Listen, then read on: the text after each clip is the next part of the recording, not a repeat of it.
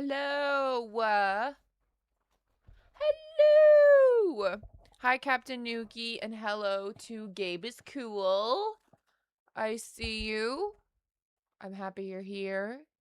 I'm sorry I'm late. Honestly, I have a headache from hell, and it's not going away. And I am hydrated, so I'm just trying caffeine now.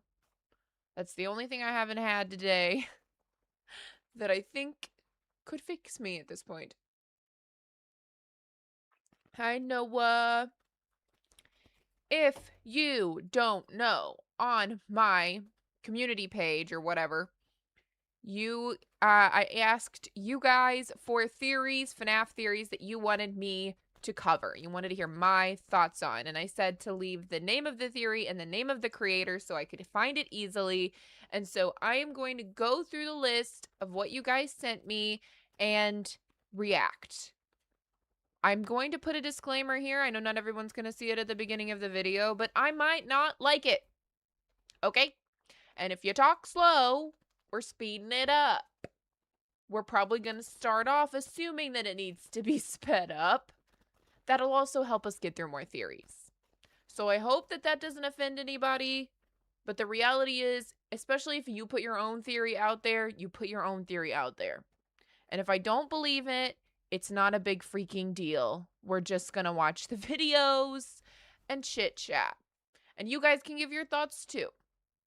So I hope that we can all agree to do that together. We'll be respectful, but we might not agree with everything that we hear.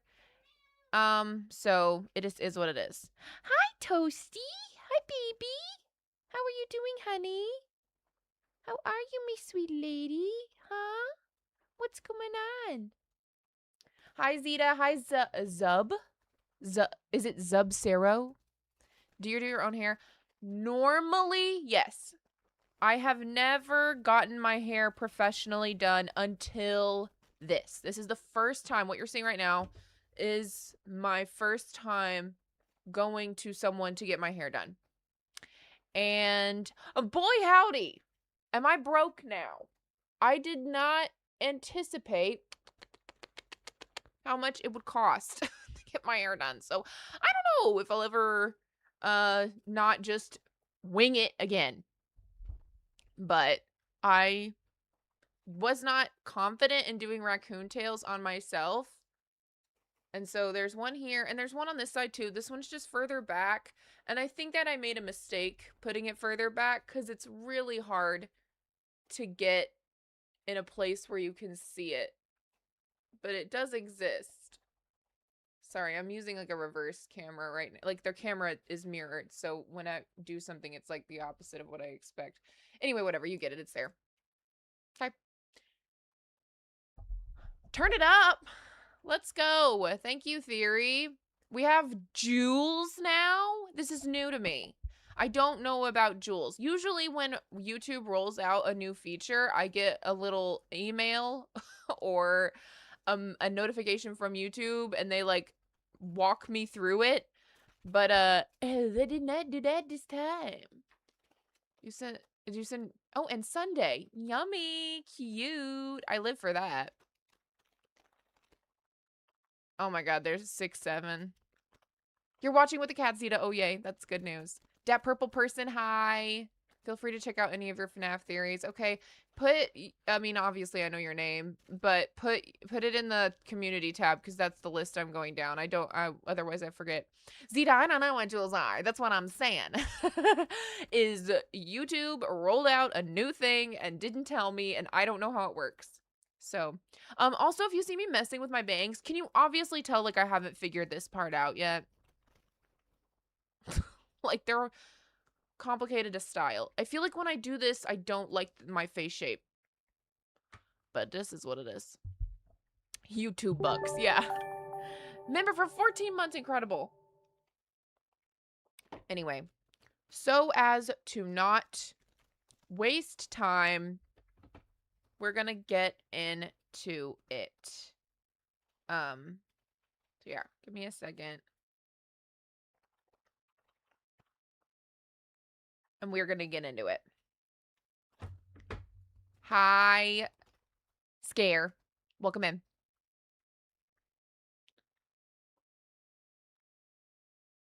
Theory, thank you for 10 gifted memberships. How very kind of you. Every time I say your name, or the word Theory in general, my phone thinks I'm talking to it. I'm not.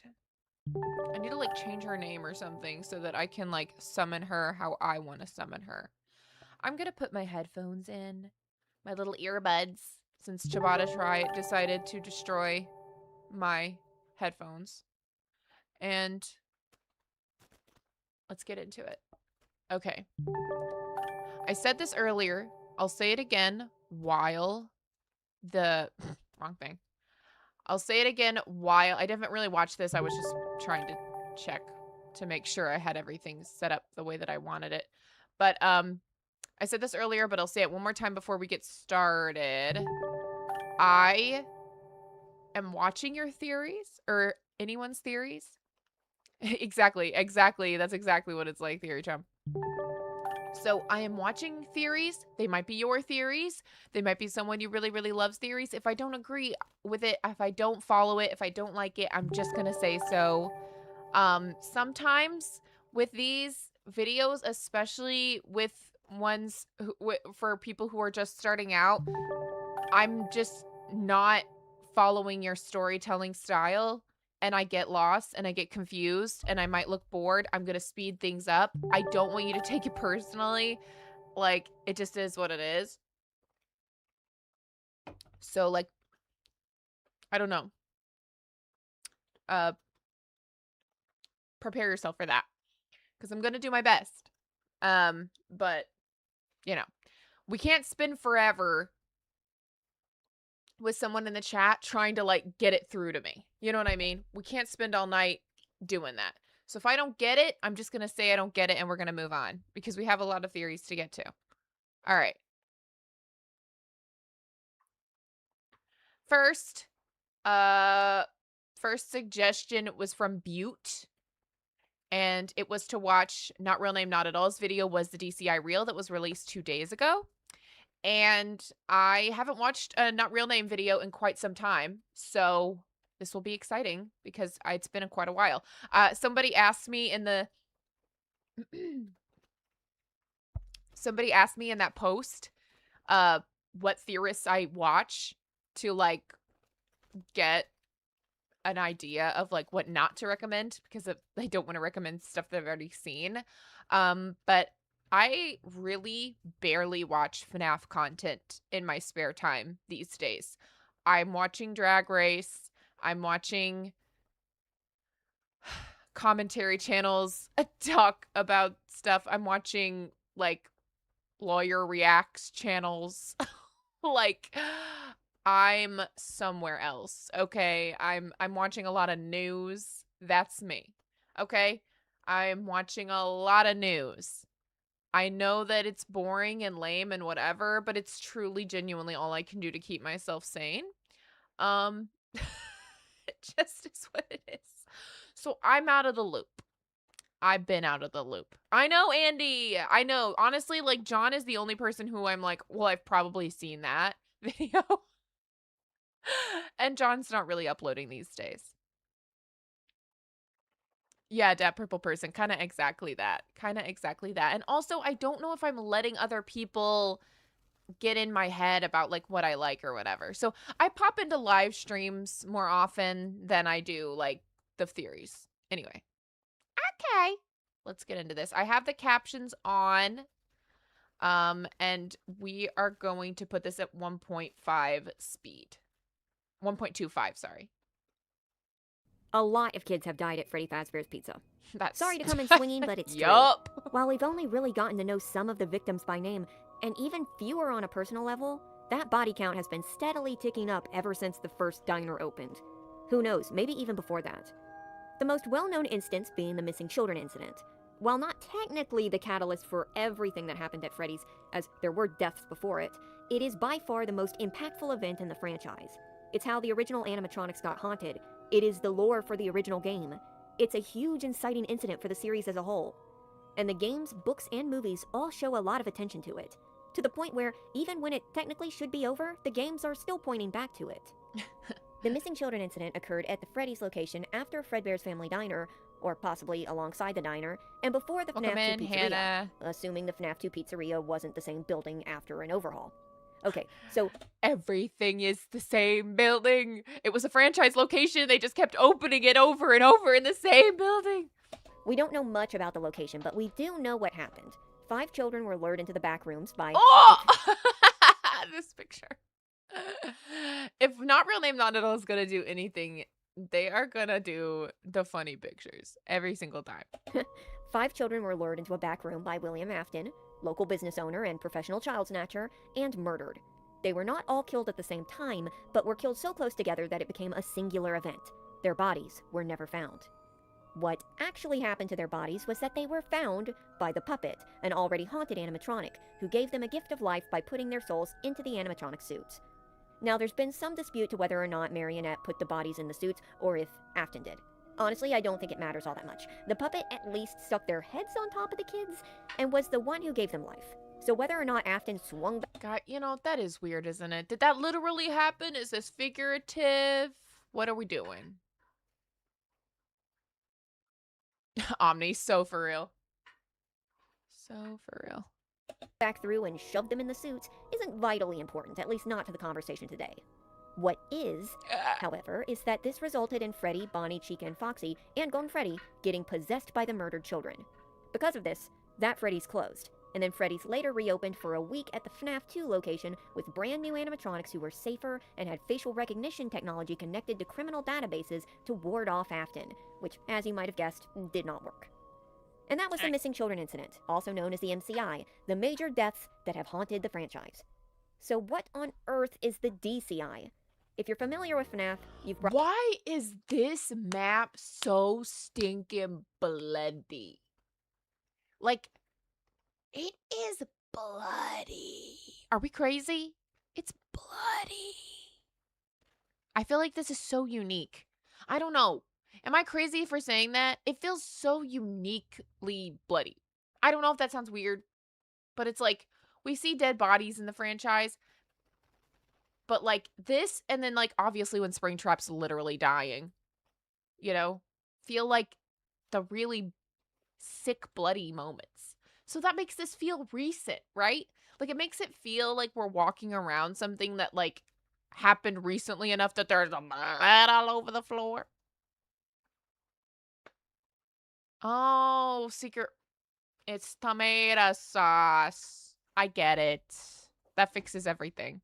The blood is metaphorical, like in the it bathroom scene. I was like the IT. To me, it signifies danger, but it's calling back to the MCI warning that the killer is here. Jam accident. Scared. Okay, fair enough. Agony blood puddles, maybe, but they're not black. An agony for me is black. You know, like it's that oily substance. I don't know. Probably heard of the DCI in passing and are wondering what they are. Or you know what they are and are trying to figure out if they're real or not, since there's a lot of dispute between whether they're real or not. It's a memory.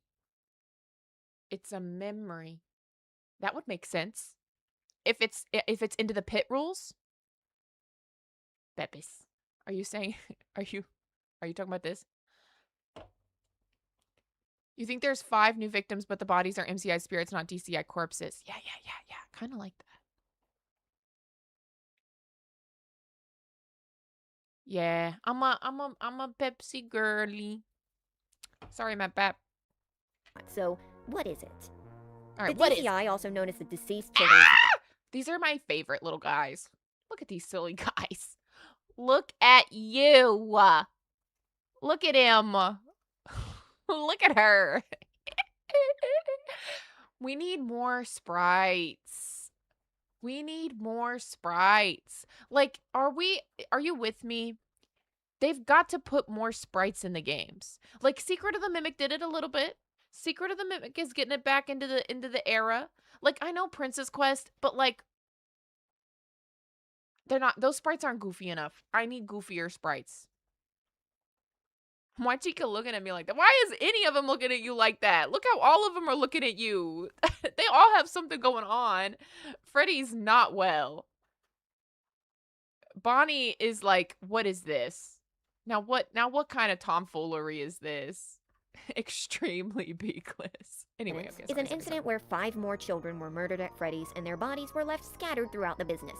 They can be seen during the Save Them minigame in FNAF 2, where Withered Freddy follows the puppet through the building, and you can find said bodies and a lot of blood left behind. Okay. We never get the names or identities of any of these children, though from what Phone Guy says in his last phone call, someone used one of the suits. We had a spare in the back, a yellow one. Someone used it. Now none of them are acting right. It seemed to be a direct repeat of what happened during the MCI incident, save that instead of it taking place over days, it happened all in one day and night. And instead of Freddy's being able to remain open, the restaurant closed immediately afterwards, only remaining open long enough to host one last birthday party. So, yeah, very simple. The DCI is a repeat of the MCI that is so bloody. I'm sorry. FNAF 2 location. I can't get over it. Though, after being brushed upon in FNAF 3, it was never really followed up on. And because of that, it has become pretty forgotten, leading to the disputes on whether it even happened at all. Yes, Pure, I agree. And back to the topic at hand, was the DCI real? Yes, the DCI was absolutely 100% real when FNAF 2 came out. Oh, here's the evidence. When FNAF 2 came out, interesting. That qualifier, not real name. I'm hearing you. I hear the qualifier. Okay. So not real name is saying that the DCI happened. Let's go. I'm excited to hear how. I'm gonna lock in now. Game, the one where we see the bodies, that's the FNAF 2 location, with the toys already on stage. Right. The MCI happened at the location before this, and we know this because A, the newspapers in FNAF 1 are talking about that location, not the actual FNAF 1 location, because the animatronics were haunted before FNAF 2, and because the location in the newspapers stayed open a while afterwards. I gawked because I read Pure Hydra's comment. Maybe the puppet in its anger and awakening went on a massacre.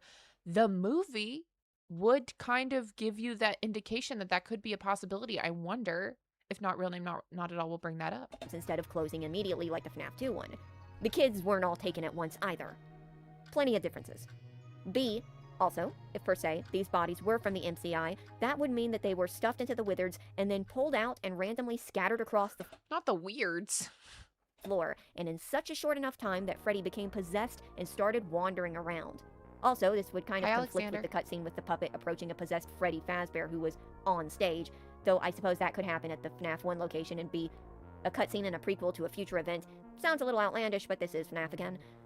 C, the attempts to refit the classic animatronics and failure into the Wizards was actually likely to remove the remains and the associated smell mentioned in the newspaper. Also to change their design a bit, which failed disastrously, but that was probably the primary goal. Freddy's is known to clean up and hide evidence. It's stated fact by Phone Guy. Upon discovering that damage or death has occurred, a missing person report will be filed within 90 days or as soon as property and premises have been thoroughly cleaned and bleached and the carpets have been replaced. 2. The toys were fitted with technology to check a criminal database and protect from predators. The only reason Freddy's would have done this, since we also know they're cheap, is to deal with the bad PR from the missing children incident. Something they didn't successfully brush under the rug if it made it to the news. They are always making up for bad PR and then creating more bad PR. I like to headcanon that William did this to check if the puppet is Charlie, since she's a caring kid who protects the other kids, and that's why he made her think there was a chance to save them. Oh, and then just a big like, ha, you can't, idiot. Interesting. Also, this is the thing I know is going to come up. There is the theory that Henry worked on the toy animatronics, that he didn't actually leave the franchise, and that he worked on the toy animatronics and had them instilled at the location. The only hitch to this would be that Phone Guy acts like he's never met the previous owner of the diner, but considering that Phone Guy is an unreliable narrator himself, that's neither here nor there. At the point when FNAF 2 came out, I don't necessarily think that Henry was as much of a major player character as he was later on in the series. So this is one of those things we can't really suss out if we're just going on FNAF 2 on its own. But the most blunt confirmation kind of comes from FNAF 3, where we get minigames themed after the toy animatronics. These minigames, Chica's Party, Mangle's Quest, and Balloon Boy's Air Adventure, all have the ability to glitch out of bounds and reveal ghostly crying children apparitions. This is a huge hint, and suggests that the toy animatronics too are haunted, as elsewise, why feature them in the minigames? Maybe not quite so haunted anymore, considering that they were completely deconstructed. Maybe they moved on to the arcade machines, but still. Also, that's not even keeping into equation things like Shadow Bonnie and Shadow Freddy, showing that the place was already pretty haunted before the events of FNAF 2. With all of this together, it's pretty clear that the DCI was real at the time. Emphasis on the at the time, because is it still real? See, like I said, the DCI has basically never been mentioned since FNAF 2, or FNAF 3 if we take those minigames as being connections to the DCI, which I do, but it's not proven.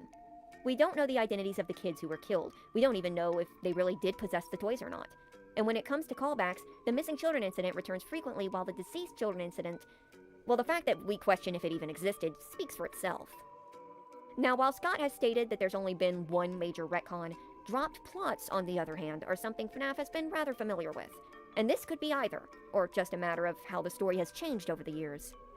I'm sure you're aware of this, but some of the details from the earlier FNAF games didn't make it into the long term, such as the Bite of 87 and the Bite of 83 having, surprisingly, almost the exact same details and yet being two completely different bites, only to then have the Bite of 83 being the more important bite while 87 was left behind. And we're not even going to get into the fact that the toy animatronics were apparently around in 83, even though they were supposed to be open for a week only in 87. And we're not going to go into the source code changing from 87 to 82 to 83. I think that shows for itself that some things kind of got moved around a little bit. I hate that. I hate that. What a nightmare. Every single time someone talks about this is why I don't touch this. When people ask me, do you think the DCI was real? When do you think that this happened? I'm like, I don't think Scott knows. I want so badly to believe that he knows. But look at him. Look at the way that he is. The box being suggested as this important detail. Murdering the bullies is an interesting thought, Andy. I have seen people, talk about that before. Just a guy. I am going down the list of the theories that people left on my community post. Only to never be shown again was definitely some sort of dropped plotline. But there was one change that there's no denying, and that's the identity of the puppet. Now, whether you subscribe to the same kooky theories I do, the puppet did change identities, because in FNAF 2 it was established to be a boy from the minigame featuring it, spelling out, "Save him," while in Pizzeria Simulator it was reframed as being about a girl, Charlie Emily, despite being shown as the exact same minigame. Now there is a horse I've beaten to death, but that's not the point here. The point is, if the story could so easily be able to switch up a fact like that, one that was unfortunately hard to cover up because it was literally spelled out, who's to say that it couldn't just write out the DCI? It was in the same game, and due to the new era's establishment of an unreliable narrator, another one, by having the old games be in-universe games made to cover up real-life events surrounding Freddy's, you could so easily say that FNAF 2 itself is just a game within a game and the details aren't exact to real life as presented in these later games. Now, I'm not saying that I would want that, or that should happen, or is the case. I'm just saying that a little detail like that could be wiped away pretty easily. And honestly, if there was any chance for the DCI, I think it kinda lost it. The FNAF 2 movie was likely the final nail in the coffin, as in that movie the toys are not possessed and there wasn't a DCI incident. In fact, instead of being around in 1987, the toys were around in 1982, when Charlie died in the movies. In the games, it's bluntly telegraphed as her dying in 1983 through things like the keypad hint in Help Wanted 2. And also, they were around for a lot longer than a week. Of course, the movies and the games don't share the same continuity. As I just showed, they're pretty different. But this does go to show that Scott himself is not really interested in revisiting the DCI. At least, not in a movie based off of the game and location where it would have happened. Interesting, Red. And in a way, it makes sense. The DCI is, by all accounts, a clone of the MCI. Just messier. Way messier. But see, doesn't that give you Mimic vibes? Doesn't that give you Mimic vibes? It's a repeated event, but messier. My hot take theory is that Vanessa is actually Michael Afton's daughter. People forget how old Michael actually was in FNAF 6. William spent 30 years locked in a room. It's a possibility. I don't know. Anything's possible at this point. Her name's Vanessa A, and her dad's name's Bill. So.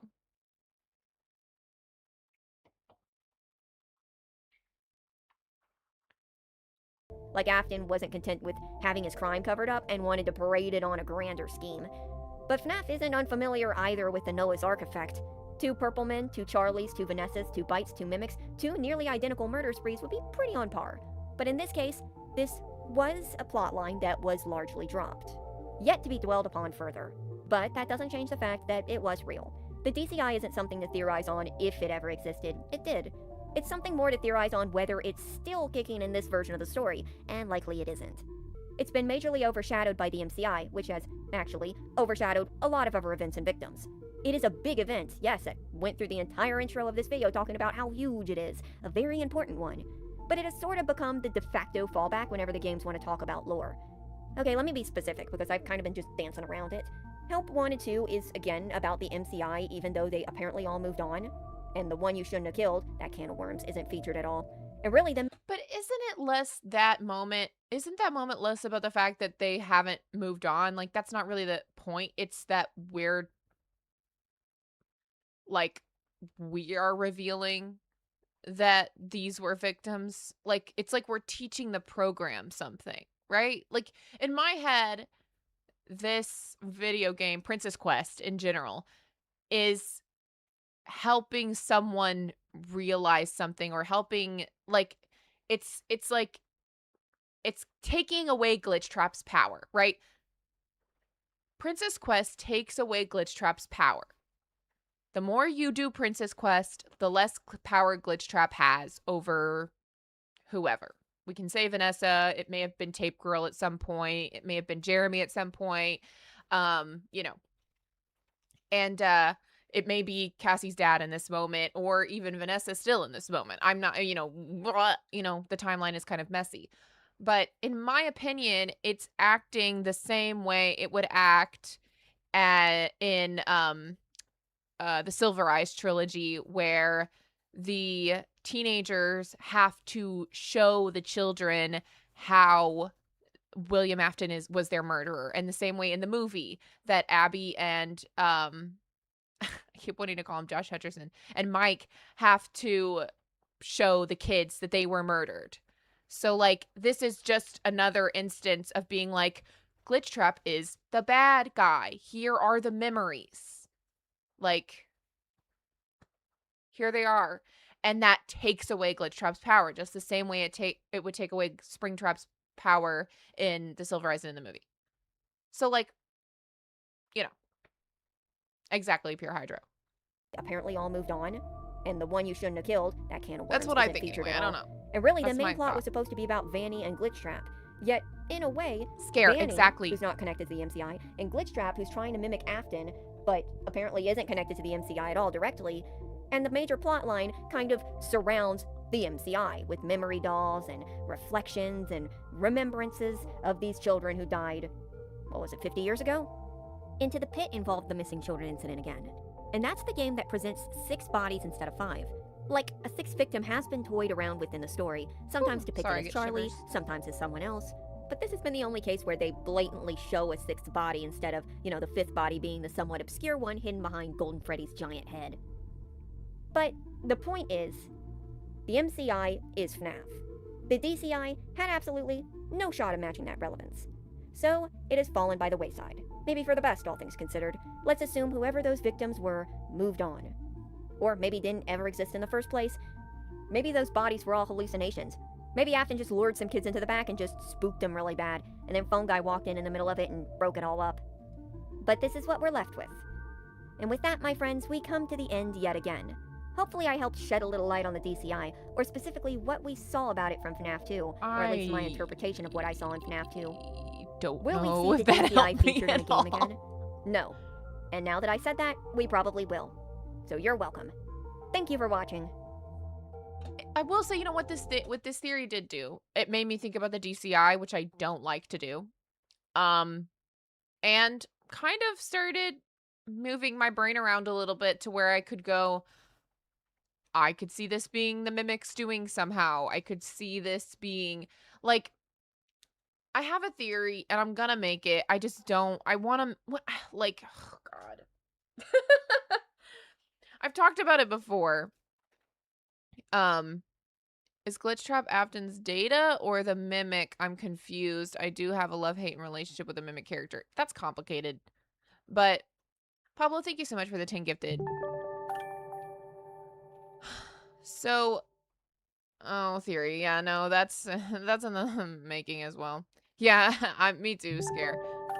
But so the I have a theory about the fact that, and I've technically I've already made this video. Technically, it's like he saw everything is the thumbnail thing, but I don't remember. Anyway, it's about the mimic. Let me here. Let me go full screen and I'll go check it. Find it real quick.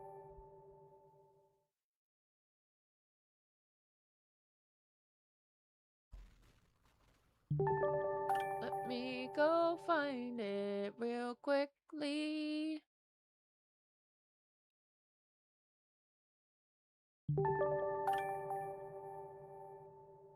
You'd think it wouldn't be that hard. I haven't made that many videos. Okay, yeah. Okay, that. Yeah. It's the mimic witnessed William's crimes. That's the FNAF theory. And so, I've already made that theory where I'm saying that I believe exactly that. That the mimic has, since it's been around since 1979, was actually able to witness everything that William did. And so in this theory, it kind of gives me, or just watching this video kind of gives me some pause and wonders, maybe the DCI was so much easier swept under the rug because it really was just the mimic, or it was so much more mysterious because it was the mimic and they had already caught William or caught whoever they thought the killer was or whatever. I don't know. So anyway, but if the mimic witnessed the MCI and is a mimic, it stands to reason that if he ever got loose, he could have replicated such a thing. So the DCI could have been a replication of the MCI, and that's why it's so much messier. And maybe it's not even kids, it could be which might make it easier for them to throw under the rug, if it's not kids, if it's just, whoever, people breaking into to the Pizzaplex or to the pizzeria when they're not supposed to be there. Who knows? But I don't know. That's some food for thought. That's some food for thought. But yeah, I don't know that cleared things up for me, but it did make me think about it. Next up is Ian Streamberg. I found Edwin's secret identity. And this one's about 12 minutes. It's from 2 months ago. And once again, I am going to keep it on 1.25 speed. We'll see if it needs to get any faster. Please don't feel upset with me if I speed it up. I just, we want to get to as many as possible. And,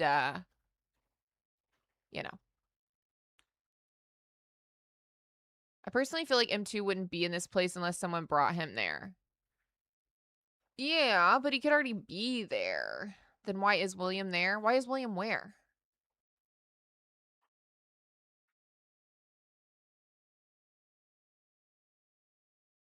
Mimicked children incident. That's funny, that purple person. I mean, I don't think that William was unaware of the mimic. I think if anything, William was hyper aware of the mimic. That's my, feelings, is that William is more than aware. You can watch, you know what? A lot of the questions that you're asking are answered in my theory. So you can just go watch the video if you want more information on how I feel about that stuff. But yeah. Okay. Ian Streamberg. Whoa. Whoa. I see the connections here. It is a little suspicious. What? Oh, I have to look into that more. That's very interesting. It's crazy. What is the deal with Five Nights at Freddy's choose your own adventure books? Why not just make games instead of messing with a different form of media? Five Nights at Freddy's playing with nostalgia isn't something new. This is a game franchise built on irony, but for a generation who doesn't understand it. It takes a lot to make a game that hits such a specific and new part of the internet, and I'm surprised it exploded in such an intense way. But in retrospect, it's exactly what the internet needed. A game with strong lore and strong personality, but not too much to take attention from the player. All of these things I'm sure Scott did not consider during the making of Five Nights at Freddy's 1, but something that definitely was considered was the heavy elements of irony these games are based on. Scott did not Yes. have the easiest time getting stable income from his passion of creating games. So I think a lot of that built-up frustration of the job market was an outlet in FNAF. FNAF is filled with, we are a corporation and we don't care about you. This is not what this video is about, but I'm writing a script for that video. And if you're interested, please subscribe. I love doing this meta-analysis of games and Ooh. movies. And like this video, so we get The more views. subscribe button But what this lit up video for is us. about is the other huge part of Five Nights at Freddy's 1. The attention of corrupting nostalgia in the means of horror. This isn't something new or unique, or at least it's not anymore. But back in 2014, it was pretty game-changing. I'm sorry. So to truly understand FNAF, we need to try to understand what inspired FNAF.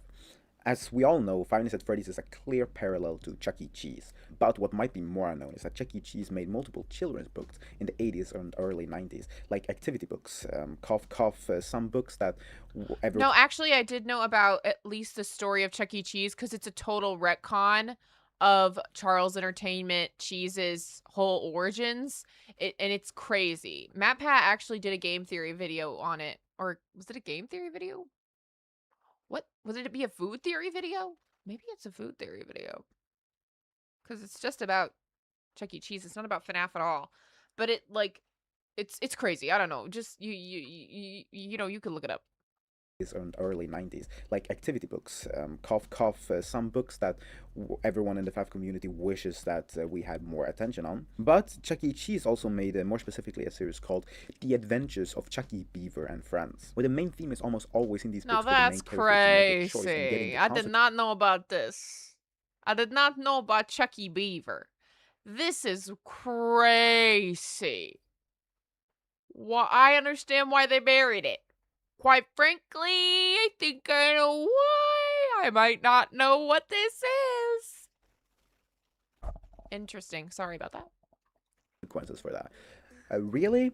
Chucky Beaver, Adventure, Choice. Other things that were popular was the Choose Your Own Adventure series from the late 70s to the early 90s. This was a big part of making media Yes. non-linear and making an audience part of the actual story. It was big because making media non-linear and making the audience part of the story was really hard at the time. And there was still a They should have left him a rat. They should have left him a rat. and making the audience part of the story was really hard at the time. And there was still a huge audience for that kind of content, but there wasn't any games for What am I kids to looking explore at? that at the time. And the games that were available was pretty expensive. And because of that, it wasn't very accessible for the wider audience. Choose Your Own Adventure books were the first time for many kids where they could interact with the story and actually have an impact. But creating such a story is not an easy experience. I would know, I have made an interactive books. I'll mention it later, it doesn't matter right now. But my point is that it's making my book was not fucking easy. My book was an easy story. So even a simple story was hard to make. So that is giving me the small sound of insight that helped me see what the hell it could be to risk making these books. Bye, But they funny became catty. gigantic, especially in the 80s. Or that was until a new form of media came in and wiped the floor with creativity and inclusion from an audience to tell a story. Video games. Yes, video games might have been easy as a storyline back then. Crazy gorilla steals girls, and I have to rescue her. Am I the only one thinking of that shit Pixel movie? Or like Qbert, like the fuck is that game even about? You have a limited time to exit and I just want to say, you want to talk about Choose Your Own Adventure, and then we're jumping right into this. We're skipping the DOS days, baby. What about the DOS games? Those were basically Choose Your Own Adventure little games. You just read them. It's on your computer. You just read them. You just pick stuff. What about the SCR games, eh? You skipping something. You're skipping the bread and butter. Anyway.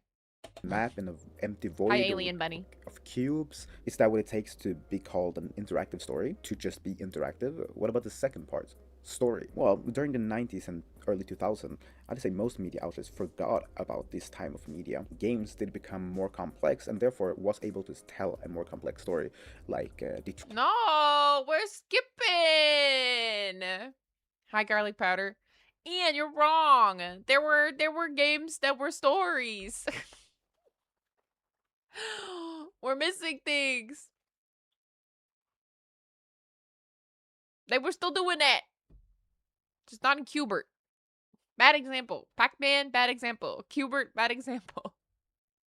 For it to become human, two souls, heavy rain, life is strange, and even like GTA and Red Dead Redemption have to an extent, even though they don't give you much of an option, they sometimes King's do. Quest But that is still a game. No real Steven. effort was put into making interactive media. That's not true! Oregon Trail? That's not true. I don't know when Oregon Trail came out, actually. When was the original Oregon Trail released?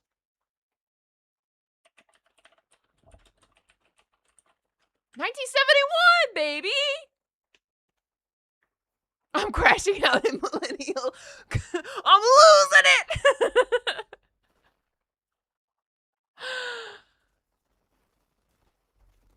I'm sorry, no. I can't handle this. When was King's Quest coming out? Original. 1984, mother. I feel...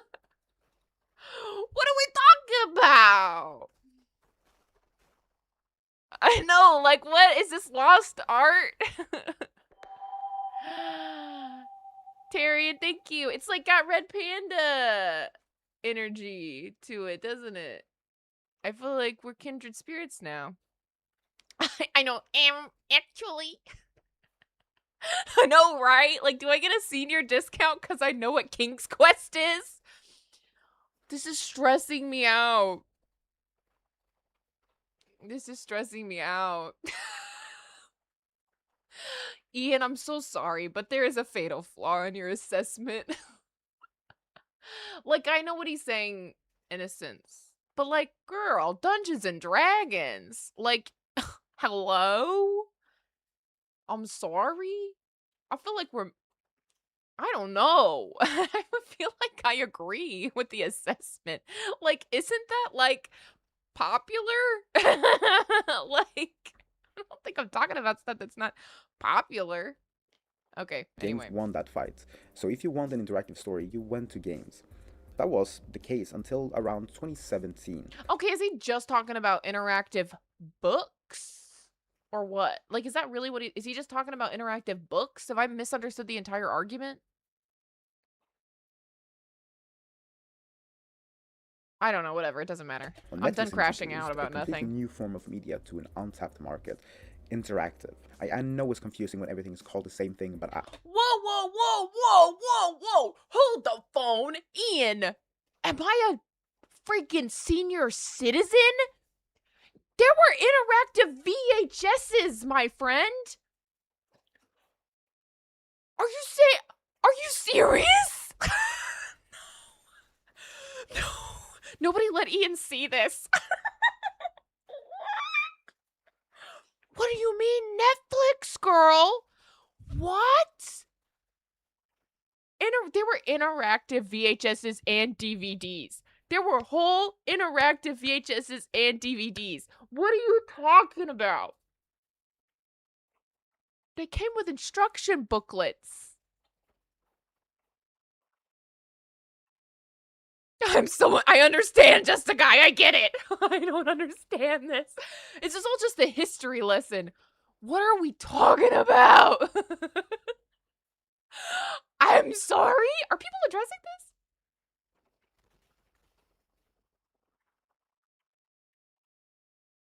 How is this also about the DCI? We haven't even got there.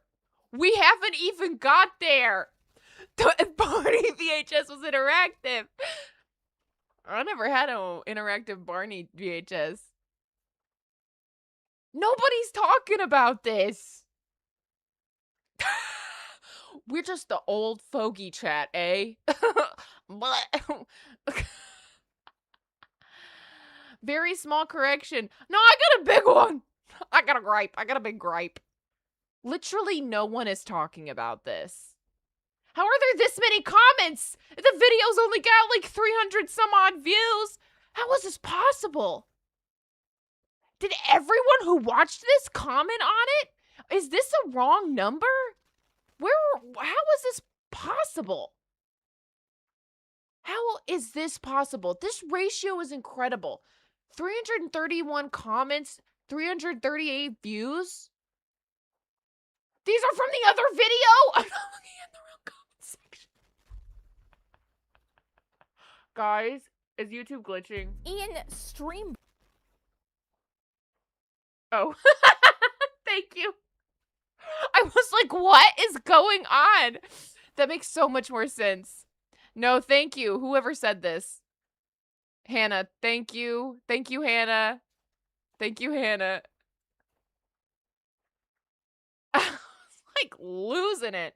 Okay, 9 makes so much more sense. I mean, like, honestly, if you had that much engagement, I'd be happy for you. Okay, now is anybody talking about it? You guys still disappointed me. I don't want us to go over there and flame the comments with corrections, but Ian, if you ever watch this, for the love of God, get educated. Okay, where were we? So if you want an interactive story, you went to games. That was the case until around 2017, when Netflix introduced a completely new form of media to an untapped market, interactive. I know it's confusing when everything is called the same thing, but I don't know what you want me to do about it. The most popular example Wait, who's Edwin? of this was Black Mirror's Bandersnatch, released in December of 2018. They released this type of content until 2023. Dude, Adult freaking Swim did this in the early 2000s. What are we actually on about? I can't handle this.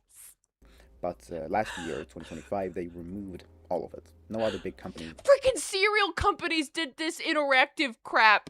since then have decided to try to compete with Netflix as far as this video is written. But I feel like the world of streaming could be changed depending on the weather, so we'll see. But I think it's fair Can't to say handle that it. when games became cheap to mass produce and easier for children to access, they replaced interactive books marketplace, and it has stayed that way since. This is relevant because I don't Girl, if think you say that so. flew over Scott Cawthon's head creating the latter parts of this story arc. in Five Nights at Purple, Freddy's universe. yes. He has now intentionally replaced small stories that we normally make into game and make them into interactive novels instead. And a point that I don't think is necessary, but I also think adds into this. Choose an I adventure don't think Ian is monetized. He's got 33 subscribers. books as trademark. That's not even meant as a dig, okay? I didn't get to get monetized either. So Scott Cawthon had to rename them interactive novels instead, which might not seem like a big deal, but no one called these books interactive novels. Whenever he found out he couldn't name it Choose Your Own Adventure books, he knew that he would lose customers, but decided to continue. When are we regardless. talking If about these Edwin? interactive books I'm take place sorry. in the same continuity as the game is I a got huge it. debate in the Five Nights at Freddy's community, a debate that I'm not going to throw my hat in. But people dismissing the lore of these interactive novels might be accurate, but I don't think it's accurate to dismiss them as books. Because what we do know about Scott is that he chose to make these stories in the form of books instead of games. He's reflecting the real world. He's shining a light on a forgotten part of our history, a history most of his community haven't even heard of, because to be honest, most of Five Nights at Freddy's audience is kids. But I don't think FNAF is or ever was made for kids. Yes, it's definitely adjusting the games and the story to fit that demographic, being aware of what impact they might have. So this is my point. This parallels the story of the games in such a beautiful yet seamless way. Because here's the thing I didn't mention about the creator of Choose Your Own Adventure books. His name is Edward Packard, with a wife named Rosa. And Okay, we're there now. Edward Packer invented interactive novels, Choose Your Own Adventure stories. they divorced after just We got there. We got there at roughly 8 minutes into the 12-minute video. 15 years of Yeah. No, I understand the history. I get the history. I'm with it. marriage, leaving Edward, a single father, and his most famous grandson, named David, who is, by the way, the new Superman. My girlfriend said that this looks like a sperm swimming, and I love He how actually accurate has a that is. grandson named David. Okay, That's how does crazy. Superman tie into all this? Everybody get working. As many of you might know, Chibi's Horse Homestead, and probably other theories, I'm Not not sure. Chibi. His opinion, has a compelling Not connection Chibi. between villain after Nolan Bushwell. Nolan Bushwell established both Chuck E. Cheese and Atari. Yeah, like the game company. So that makes total sense why Chuck E. Cheese is filled with arcade machines. Five Nights at Freddy's is a story about a pizzeria inspired by Chuck E. Cheese, and a story being told partly by the things in that pizzeria, but also in interactive Atari-style mini games. There's much more to this. This is just a TLDR, and it might just be a coincidence, but it also might not be. So I'm screaming. I have so many, set the theory aside. I don't even know what I think about the theory. Edwin is Superman. You gotta learn how to pronounce Gibby.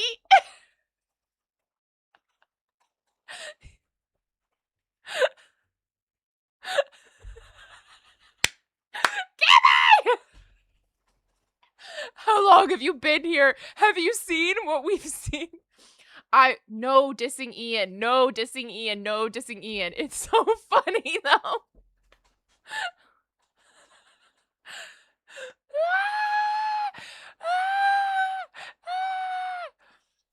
Okay, sorry. God,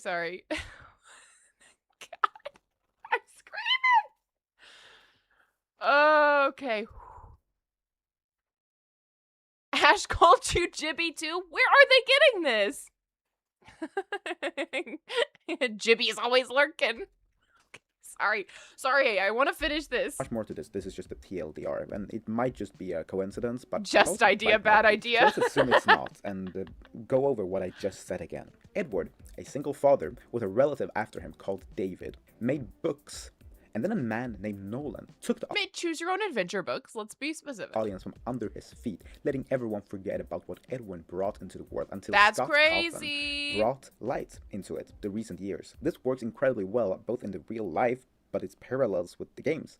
Edwin, a single father with a relative after him called David, made animatronics, and then a man named William took the audience from under his feet, letting everyone forget about Whoa. Whoa. And they were both boys type. Typey. Oh, the gentle caressing of Henry. Jeez, get a room, you two. what Edwin brought into the world until Scott Yeah, I Kaufman get it. brought light into it. Where's that phone People are going? pissed off that Edwin came out of nowhere and changed the lore of the previous games. But that's Okay, the whole we're so point. close, Hannah. The We're whole so point close. is that he came out of nowhere. Okay, now I'm going a bit off. This is just my theory. I don't have much to back this up, but it would be interesting because, as we know, Edwin invented the concept of recycling. If you're not a FNAF fan, that must have sounded insane, but in the FNAF universe, Edwin Murray invented this recycling. Wouldn't it be such an interesting parallel if everyone in the FNAF universe either don't know or don't care about recycling? Or if they do, they just like we either don't care or don't know about interactive books. Or they do care, thinking William or Henry made recycling, just like we think games made the form of interactive storytelling. We know that FNAF 2 Pizzeria reused parts of old animatronics to build new ones, and a common theory is that William Afton most likely melted down haunted animatronics to make the sister location, recycling their remnants. If you believe this or not, it doesn't matter, but my point is that maybe these forms of recycling was only able to Final Fantasy because they Ian, got I love your inspired vibes. by what Murray did, and maybe the rest of the world isn't, or if they do, they might think Fazbear invented them themselves. I have absolutely no evidence of this, but the fact that Edwin and Edward parallelize each other is so clear. It also wouldn't really affect the larger scale of Five Nights at Freddy's lore, even though I told myself not to make a FNAF theory. There's plenty of channels dedicated to that. I just couldn't help myself in this video. But I am more into these retrospective and meta-analysis. If you want to watch a full video like this Okay, with buddy. just editing in the background, then click the video that is on screen right now. Okay, buddy. Thanks so much. We learned about who made the Choose Your Own Adventure game series, and we learned that some loser named Nolan stole it. So we learned things. Thank you for sending that in. I'm so sorry. That's why I put the disclaimer at the beginning of the video. All right. Next suggestion was from Melvin Michael, Mother Phucka, that I'm not going to say. I know that video did make me feel very, very old. Someone tell Just a Guy we're done. We're done, Just a Guy. All done, Just a Guy. It's over. React to Rye. Did someone submit that one? Oh, Unusual Carrot, you didn't give me the name of the theory, and also it's further up on my list. So I'm starting with the oldest and working my way up. Nolan Bushwell also co-founded Atari. Okay. I feel old and I'm only 17 is hilarious. Like, I feel so stupid. Oh, God. Okay. Next suggestion was by Chrysomnia, and it's called Shining Light on the Shadows plus Agony Explanation FNAF Theory from 2 weeks ago. The Five Nights I'm gonna make sure it's sped up. Okay. Woof. All right. Whew. Chrysomnia only has 188 subscribers, so But this video has 2.8K views, so that's pretty impressive.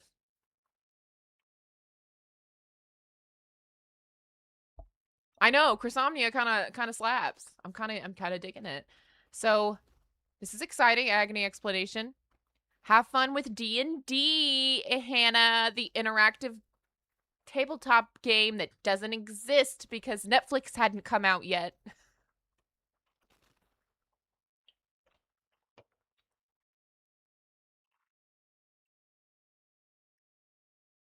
Let me remember who suggested this one. This was, oh yeah, Melvin Michael. Yeah, that's what I already said it. Okay. Was FNAF 6 in sister location? Okay, thank you. All right. The Five Nights at Freddy's franchise is home to a lot of good characters, a lot of weird characters, and a lot of downright evil characters.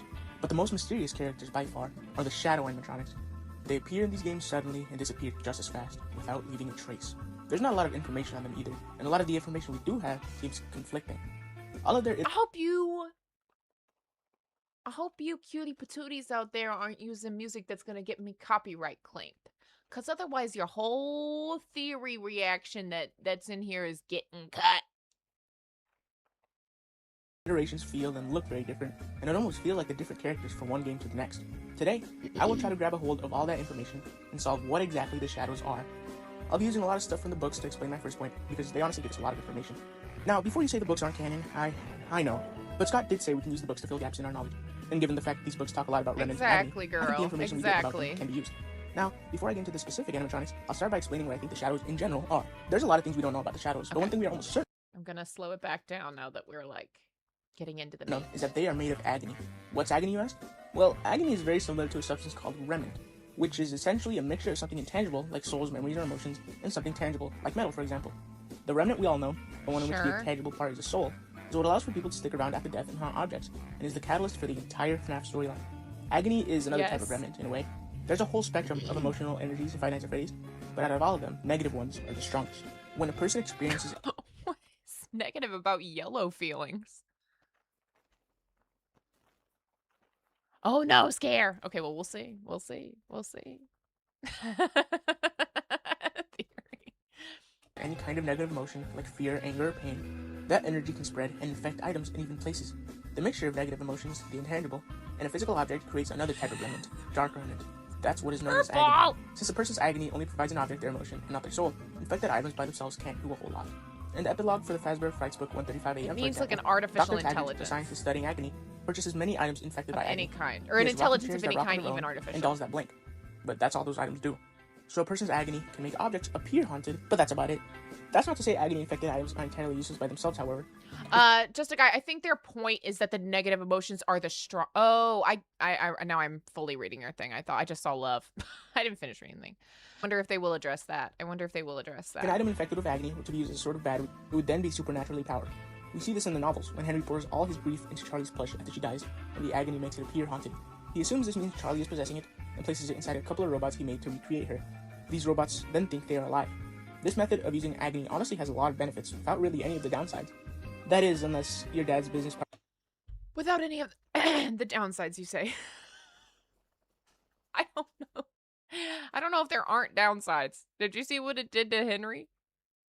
partner is on the hunt for the spark of life and seeks you out to make himself immortal. But what are the chances?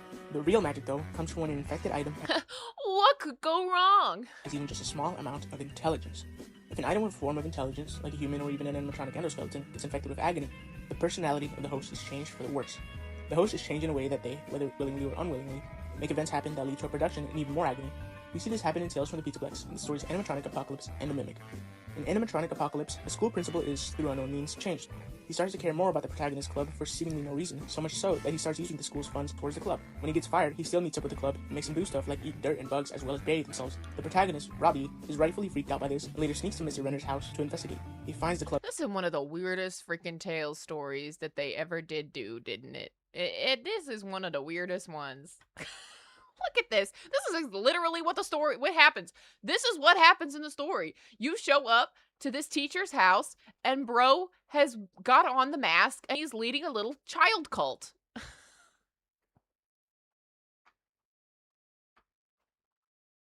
inside at a table with Mr. Renner wearing a Freddy Fazbear mask.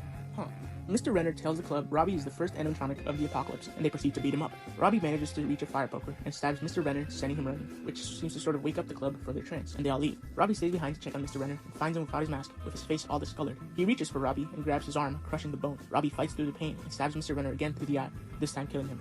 His blood isn't normal though, it's all black, and the police at first glance say it's Motorola, it's Agony. Mr. Renner, Okay, I was supposed to at say. some point, had been infected with Agony. Okay, no. This what they didn't find Mr. Renner though. He was gone. I forgot Agony has no bad side.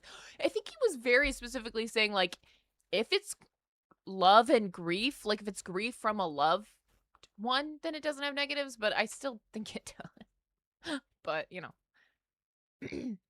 Mr. Renner like disappears. That's the other thing. Like, does he run away? Was he ever even real? Did he disintegrate Sarah style? Like, what happened? Was it some To Be Beautiful type business or what? Police at first glance say it's Motorola, it's Agony. Mr. Renner, at some point, had been infected with Agony.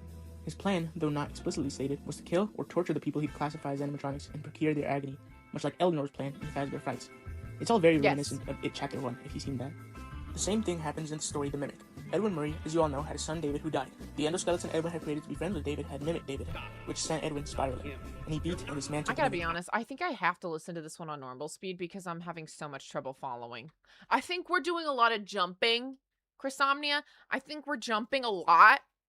It's hard to follow, but I'm like, it's not like I don't get it to an extent, but like, I'm like, this is a lot for me to like have in my head when I don't, like, you know, I need more straightforward something. This is so crazy. I've never seen this picture. This is giving me Brave Little Toaster energy right here. Has anybody else seen the movie? My attention span too long. Yeah, no, I'm struggling. He poured It was only on 1.25 speed too. You know what half the problem is? No offense, Chrysomnia. The ding dang music is too loud. It's distracting me. all his rage, his sadness, his agony into the Mimic. Not playing that audio in the background! Do you hate me?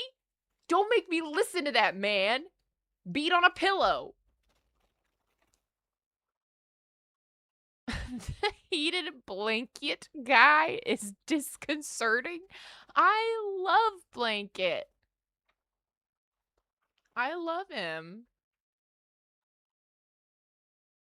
It tore it apart. Edwin disappeared, and a few months later, employees of Fazbear Entertainment entered the warehouse to retrieve the Mimic. It was different though. The Mimic was now painfully murdering anyone who had entered the warehouse. It was creating agony. Shook him to death. Now, if you're familiar with Agony, you might have noticed that so far I haven't talked about something else Agony is capable of. Yeah, the music is too loud. The music is pissing me off, quite frankly. I haven't yet talked about Agony creatures. This is because this is a little more speculative on my part. Most people seem to agree Agony by itself is capable of forming a physical entity. I think this is wrong. I think Agony needs a host to create a physical form. When a large amount of Agony infects a host, the personality of it is changed, but only No, Chris, are you gonna like explain this, or are you just saying like, well, I think this, so sort of a symbiotic relationship, or specifically, a parasitic relationship. I think Agony latches onto a host with intelligence, takes bits and pieces of that intelligence needed for consciousness, some memories included, changes the personality, and detaches. That detached Agony, with all that intelligence, is then able to stabilize into an entity, a supernatural entity with the sole purpose of gaining more Agony to become strong. hey. A sole purpose. You feel me? Evidence is not needed for vibes. This is truly what this night is starting to feel like. Boo! Hiss! Sorry.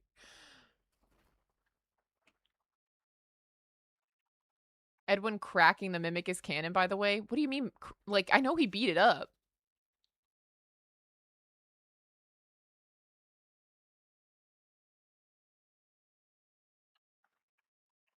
Stronger. The host, although now supernaturally changed, doesn't have any of the bigger abilities, like teleportation. Oh, I don't know what it means! Don't be mad at me! Look, man. I just had to teach Ian about what a VHS is, so... I don't get it. If it's gross, then why are you up in my channel with that mess? Why are you up in my channel with that mess? Get out of here with that mess. Get out of here. Go away. The host then acts as a conduit for Agony. The Agony the host collects is then transferred to the offshoot. But what about the examples I mentioned? Isn't Remnant the conduit? No. Yeah, what?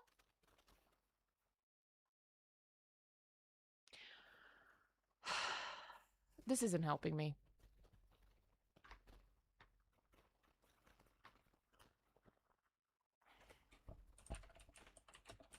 I'm not looking up what that word means. I'm over it. We're moving on.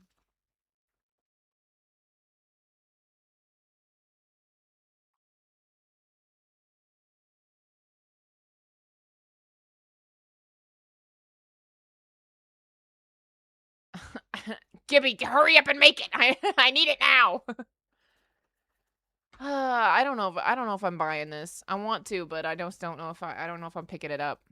Before, did they have offshoots? The conduit I'll is the get to steel. mimic Okay. later, but there's something, or rather someone. Well, that's kind of what I thought. Okay.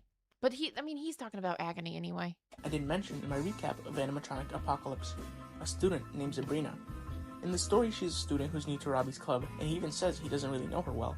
Despite being new, she wins the election to become the club president right after Mr. Renner starts getting interested. After winning, Robbie starts to notice how off she is. She ignores him completely, and even helps and defends Mr. Renner in his weird little club outings. One of these outings is a group burial, Sabrina. and Robbie We live notices for Sabrina is the only one with her eyes open. When Robbie digs out a kid who'd been buried along with the rest of the club, the kid goes along with Robbie. When they both try to help out another kid though, Sabrina somehow digs herself up, screams at Robbie to get out, and lets out a horrible piercing scream at the top of her lungs that sent fear shivering down his back. Later at Mr. Renner's house, Sabrina is the first one to call out Robbie and the first one to throw a punch at him. Robbie then manages to snap all the kids out of the trance by stabbing Mr. Renner. All the kids but one, Sabrina. Instead of fleeing in horror like the other kids, she walks up to Robbie, calls him a loser, and leaves. After Robbie kills Mr. Renner, Sabrina is said to have completely disappeared. In some way, they were connected. Because she stays calm throughout everything and only freaks out when the plan is in jeopardy, I think Sabrina was an offshoot of Mr. Renner. Mr. Renner may have been the one setting up all the events, but Sabrina was the one who these events were for. Now, I could talk on and on about these stories and what they could mean for the lore in general, but that's not what you're here for, is it? So, does the story tell us anything new now that we know what Agony offshoots are? Well, in the story, Sabrina disappears from the school after Mr. Renner is killed, so we could assume the host is not only a conduit for the offshoot, but also an anchor to the real world. When the host dies, the parasite dies. We can add that to what we know. In case you still don't believe me about offshoots, How do we know that? What? How do we know that? Because Sabrina is okay after Mr. Renner dies? I don't remember that from the story. I don't remember what happens to Sabrina after that. Do we re-see Sabrina after that? I don't remember what happens to Sabrina after Mr. Renner dies. I know that, like, it's like the town moves on or whatever, but Robbie is just like, guys, what the heck? What just happened? Zeta! Get it together. It's Sabrina with a Z. Whatever.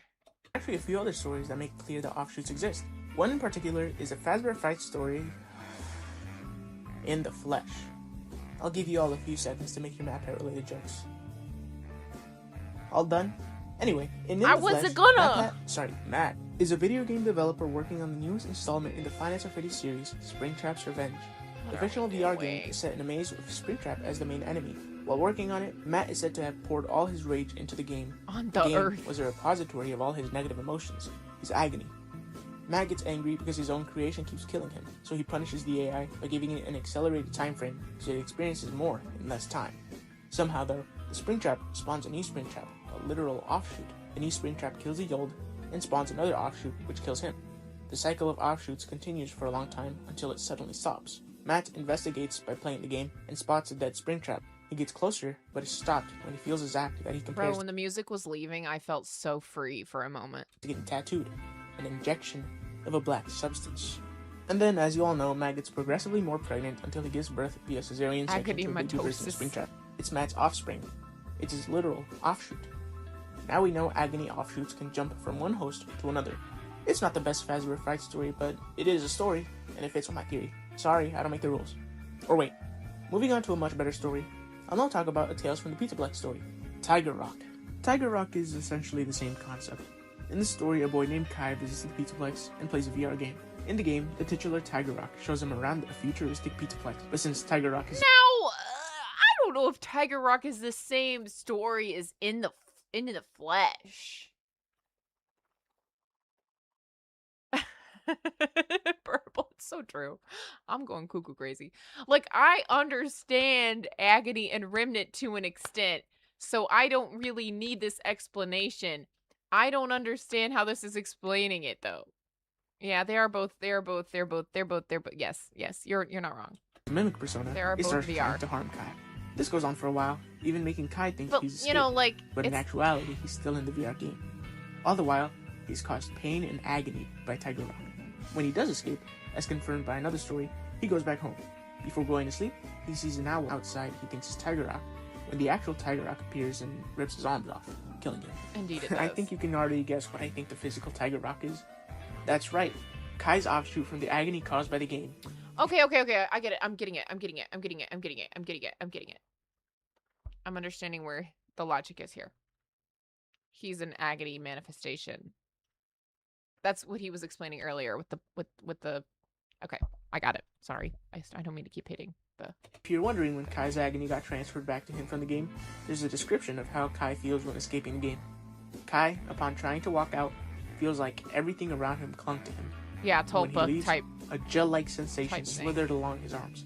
I believe that was the agony. I looked into tulpas for my Tiger Rock videos to talk about the possibility of Tiger Rock being a tulpa, but I didn't like it. I didn't think the logic matched up because a tulpa is created from your mind, and that's why you can see it, and that's how it manifests. But Kai doesn't create Tiger Rock and would have had no ability to create Tiger Rock. You know? Like, he would not have had the capacity to create Tiger Rock. So Tiger Rock would have had to have been someone else's tulpa. And then I don't understand why it would manifest specifically for Kai in that moment. Yeah, through obsession, exactly. And Kai has none of that. I think the story could have gone in that direction if they just talked more about Kai's lucid dreaming and like things maybe he was seeing in his lucid dreams before that. But like, for all intents and purposes, Kai seems incredibly normal. Agony attaching to him, which then leads to the offshoot. Both Baby Springtrap and Tiger Rock being agony offshoots would explain why we don't see a Springtrap or Tiger Rock running around after the stories. What's They this? What's the scale? Why is Springtrap a like tiny little baby? Yes, Gibby, I agree. That was another, yeah. Its behavior is very specific to the mimic. Died when their host died. As for why they allow their host to die, think of the offshoots like literal parasites. Some might seem smart, and some might seem dumb. But ultimately, they are just following survival instincts for sustenance. Some might overshoot, gain too much, and die along with their hosts. Though, that's not to say offshoots feed purely I still don't understand the die along with their host thing. I don't think that is how the mimic even works. Like, did I miss something? Like, Sabrina didn't die. Am I wrong? Did she shut down? I feel like maybe I remember them saying she moved schools, so there's like the possibility, but I don't know. Like, I don't remember that. And then if Tiger Rock is an offshoot from Kai, when Kai gets killed, Tiger Rock doesn't die. So like, where is that coming from? Like, I don't see that anywhere in the theory. host agony. Like I said previously, some might be smart and use their host to cause agony, which they then feed on. Okay, now, with agony and offshoots properly introduced and explained, we can finally start talking about the shadows. If But you first, say just a quick so. recap of offshoots. Offshoots are entities spawned from a mix of someone's agony and a form of intelligence, the host. The Girl, pick a new track. Chrysomnia, I'm begging you. This would pair really well with Blackbird and Hide and Seek, but both of those stories are confirmed to literally be Eleanor. Well, and that seems to be more what he's talking about here. Agony acts as a parasite, absorbing some memories and intelligence, and detaching to form an entity with the goal of gaining more agony. I Some get agony it, is left behind, this. and that changes the host's personality. Offshoots can switch hosts, then, if a host dies, the offshoot dies with it. That was all necessary, trust me. And I won't talk I about... believe that it was necessary. I don't understand how you're saying that the parasite and the host die at the same time.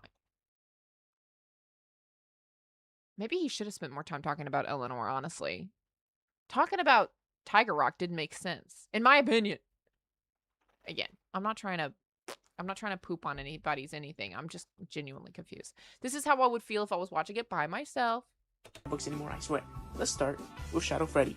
I believe the agony that makes up Shadow Freddy comes from Henry Emily after his daughter Charlie died. But who's the host, you might be asking? Well, here's where a mini theory of mine comes into play. I think Henry witnessed Charlie die. And no, this isn't some inane theory in which Henry did it or helped William. I think Henry sucks, but he's not that bad. Rather, I believe Henry was inside the pizzeria. More specifically, in the Fredbear Springlock suit. That is what the Take Cake minigame in FNAF 2 was trying to show us. Shadow Freddy is associated with both Henry and Cake Bear. We see this in the introduction to FFPS and in Lefty. Henry being Cake Bear fits timeline-wise, since the Springlock would still be in use at this time. Phone Guy also talks about the animatronics moving around like this is the first time they'd be able to do this. I'm kind of with it. There'd be no way for Freddy to be doing what he does and take Cake. This would also explain why Cake Bear starts to slow down once Charlie is being killed. That's Henry realizing what's going on, but not being able to do anything. At first, Henry is taking care of his business until he notices his daughter being bullied. He can't do a thing about it but watch, as the man who was supposed to be his business partner and friend takes the life of Charlie. Henry can't run outside, or the rain will compromise his spring locks and kill him. He can't take off the suit because Girl, I'm just saying, if I just watch somebody kill my kid, that is not going through my head. Charlie is actively dying, and the robotics would take too long to take off. Henry breaks down in grief as the children around him scream. Well, but then he cries in the suit and he dies, right? Cake, who was supposed to be hers. His tears threaten to kill him. Strangely, he feels the cold metal pressing on him grow just a little bit warmer. His agony seeps into the conductor for remnant. Henry, staring at the floor, could almost swear he saw his shadow move by itself. He could almost swear the shadow only held the shape of the bear. Of course, those thoughts were almost immediately drowned out by thoughts of Charlie and William. William would pay. Girl. Someday.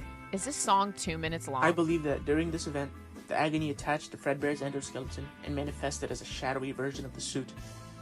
Though it was using the endoskeleton as a host, it sensed a great source of agony and would follow around Afton and feed off his evil deeds. Humans are riskier, you see. It would help him out too, appearing on cameras to distract guards and make them think another mascot suit was being used.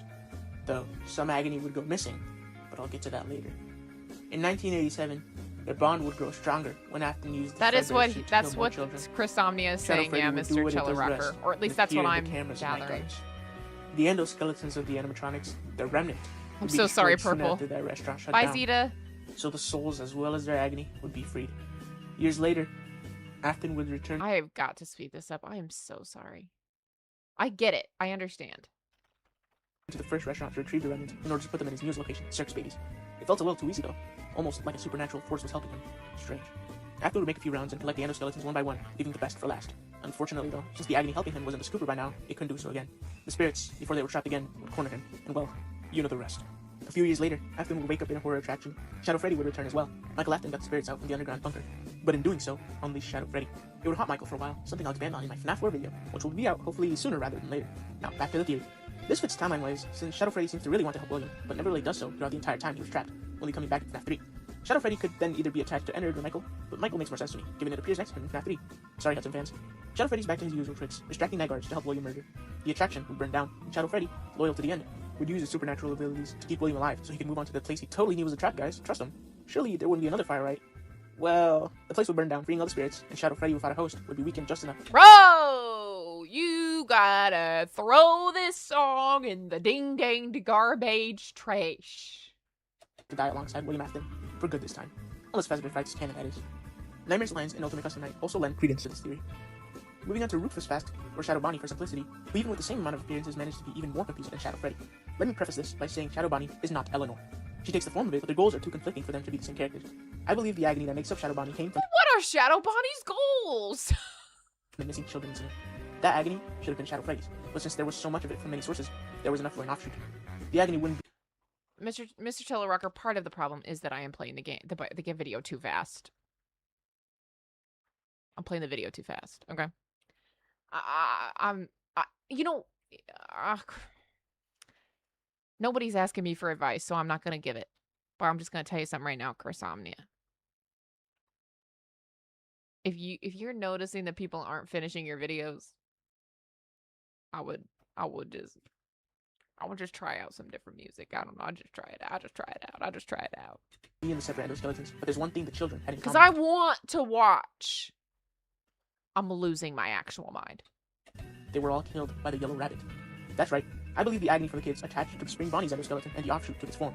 However, since the excess agony of the That doesn't make sense. Why would it be Toy Bonnie though? Why is it Toy Bonnie? Like sometimes it's not, but why would it be Toy Bonnie? MCI was tapped out by Shadow Freddy, Shadow Bonnie went for the next best source, William Afton.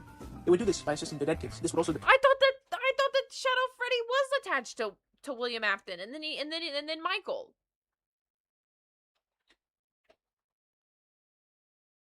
deprive its rival of a source of agony. Even in a weird shadowy form, the representations of Spring Bonnie and Fredbear are sworn enemies. In 1987, Shadow Bonnie would follow the intentions of the dead kids and horrifically kill night guards, draining them of their soul in agony. Well, it would have done that if the night guards weren't the player characters. Though, even without killing, there was still a little bit of fear to create agony. Not a lot, but just enough to stave off Shadow Bonnie's hunger. It would ultimately fail to help the kids though, and William would get away with killing more. I was Years right. later, It was 2 Afton would minutes. I timed it. I knew it. I freaking timed it. return to the first location for remnant. He made a few rounds to collect the endoskeletons and save the best for last. The host of Shadow Bonnie. The spirits would corner William, and Shadow Bonnie would see an opportunity. Afton gets spring locked and trapped. No, because he's not even in this freaky frackin' scene, bro.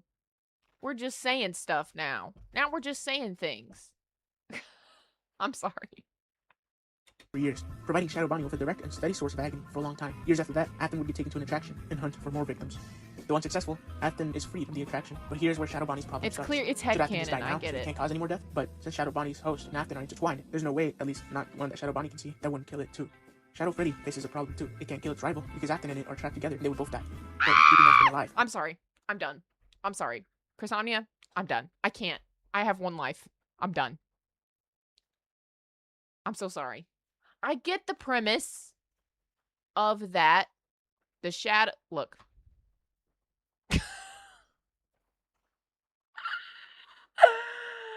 Okay, I get the premise. The shadows are agony manifestations, right? And they are feeding off of agony. Got it. Clear. I don't 100% know that you needed everything you said to get us there. But I get it. And you believe that Shadow Freddy is more on William's side for some reason? Sorry. And Shadow Bonnie is not. I don't totally know if Shadow Freddy is made from Henry's grief, then if Shadow Freddy is made from Henry's grief, would not his motivations be Annie William? Or is he confused? Maybe he explains that or did explain that and I missed it. Because I was too... What is the freaking name of that song? Do you credit the song? I'm so tempted to comment and ask. Anyway, okay, let me say something real quick. Ian asked me to cover that theory. Okay, that was Ian from Ian. Chris didn't ask for this, okay? So just on the off chance that you see this, I'm not interested. I'm not slamming you. I don't even necessarily, I don't think, like, I think this is more headcanon than theory, personally, based off of, you know, what we got to.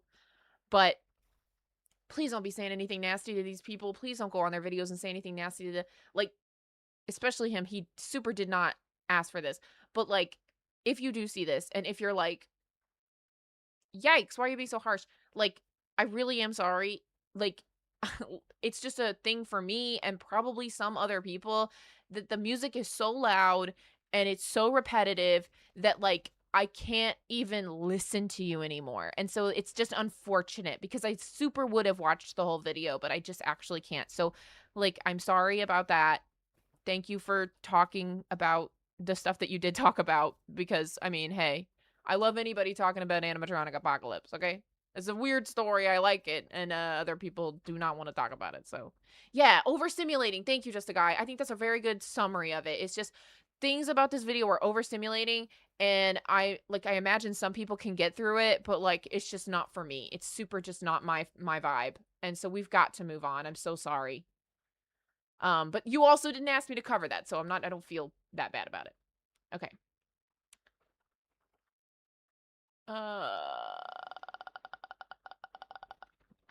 Okay.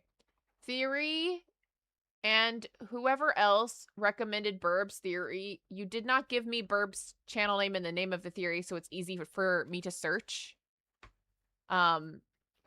Someone recommended Maury Mortimer's chroma key theory videos. I've seen the first one. I don't really feel like watching the rest of them right now. Maybe we'll come back to it. And so that does get us to the rye toast theory about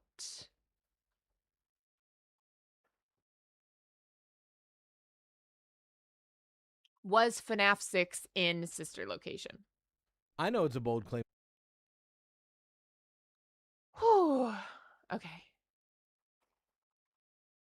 Sorry.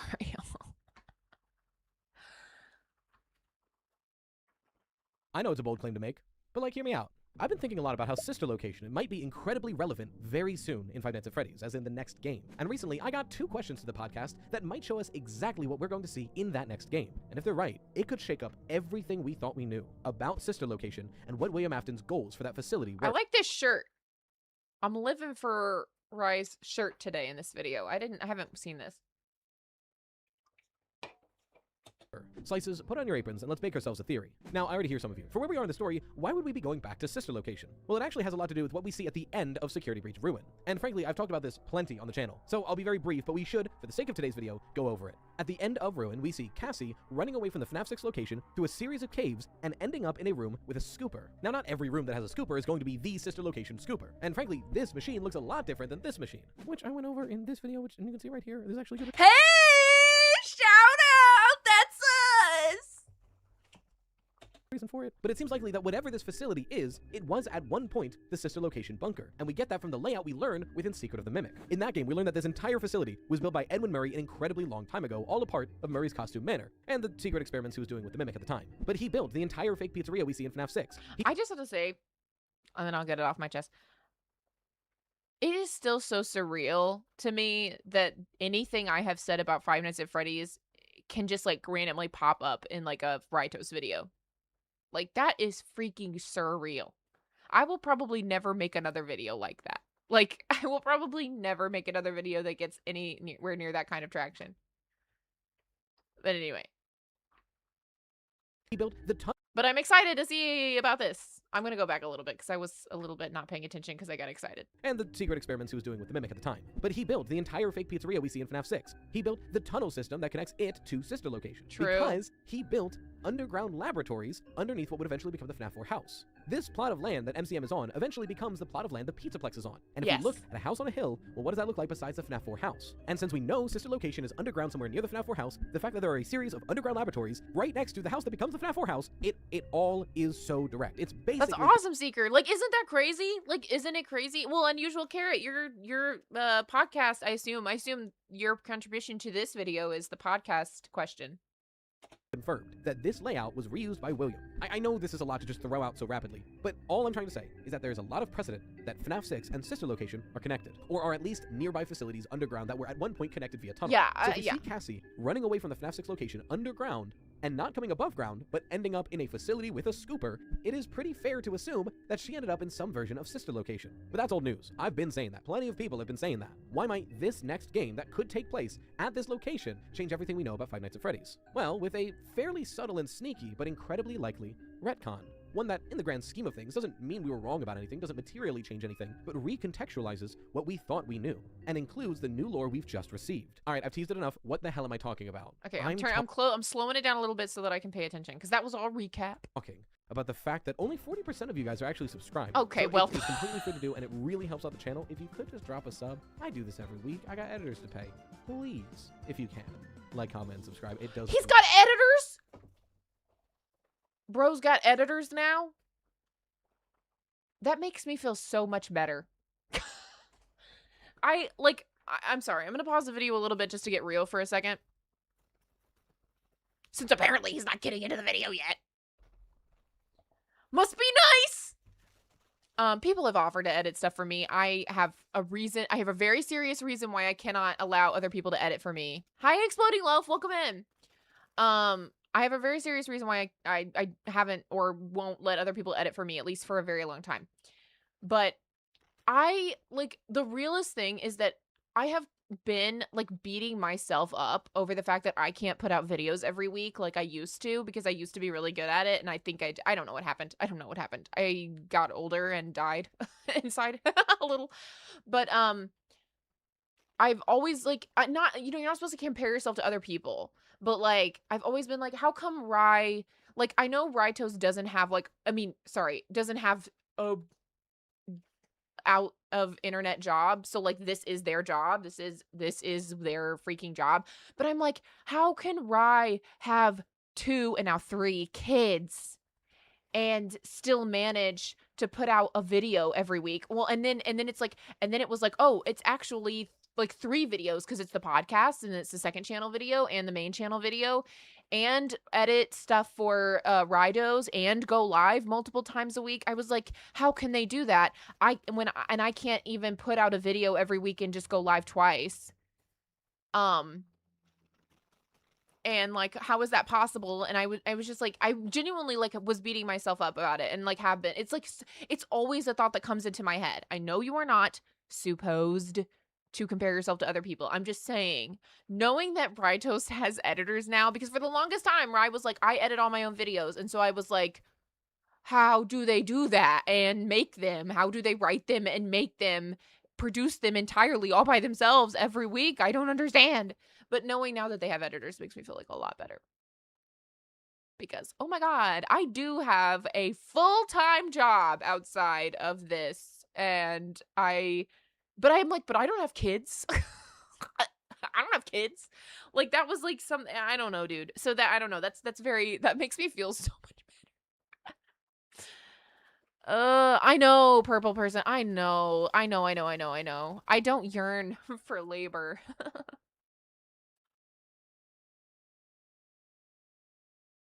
No, Gibby! Caitlin got scalped from you by Rye. Oh my God, that sucks. Oh, but if you are interested in knowing why, I did let somebody edit videos for me, not recently, some time ago, and it went horribly. It went so horribly that I'm traumatized. It sucked. It wasn't a good experience. It was very frustrating. Wonders more than you know. Okay, though, for real, get to the point. Recently, on the Freddy Fazbear Pizza Podcast, the weekly podcast I have on this very channel, I answered 2 questions that, when combined, could not only be fully accurate to the next FNAF game, but like I've been saying, if they're true, it changes everything. So what are these questions? The first one is from Unusual Carrot, and he reads, Proto-Freddy, here it is! Freddy Fazbear's Pizza we see in Secret of the Mimic, is Carrot, the System Location Observation Room. I'm not going to go over all of my evidence for this, would be one long email, but here are some bullet points to get you started. Identical layout and theorized to be in the same location. Look at you! Look at what they did to you. They gave you feet.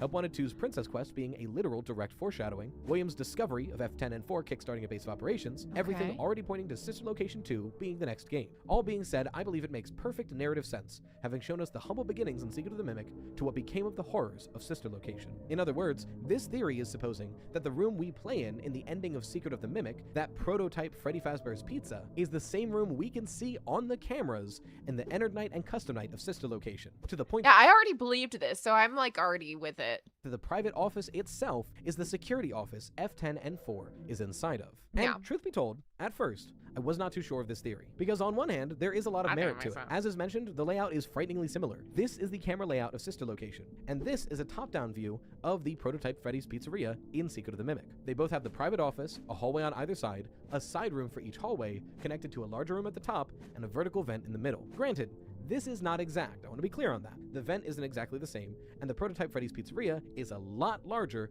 than the room we see in Sister Location. Now, these are minor issues, and there are ways to work around it that we'll go into, but I just want you to not think that I'm blind. I see the differences. As he wrote, Princess It's ableist. Blind people can be FNAF theorists. Quest 4 is another great piece of evidence. I mean, the fact is, it's a minigame that starts in the FNAF 6 location, goes underground in the game, Yes. and then to exit it, you have to take the Sister Location elevator up. Yeah. Inexplicably. You're in this minigame, in this digital world, and then suddenly, the Sister Location elevator. That's weird, and they never explain it. But maybe this is the explanation. Now, I've already mentioned in this very video that it seems incredibly Hi, Vanny, likely I love the next you. thing we're going to do You in guys the wanna FNAF see my Vanny timeline plush? is go and rescue.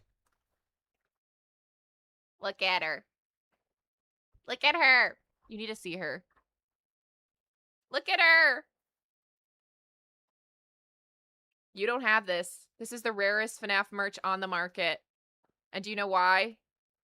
Because I had it commissioned by an artist named Bug St. Paul. If you want to find them on Instagram, they're Bug St. Paul.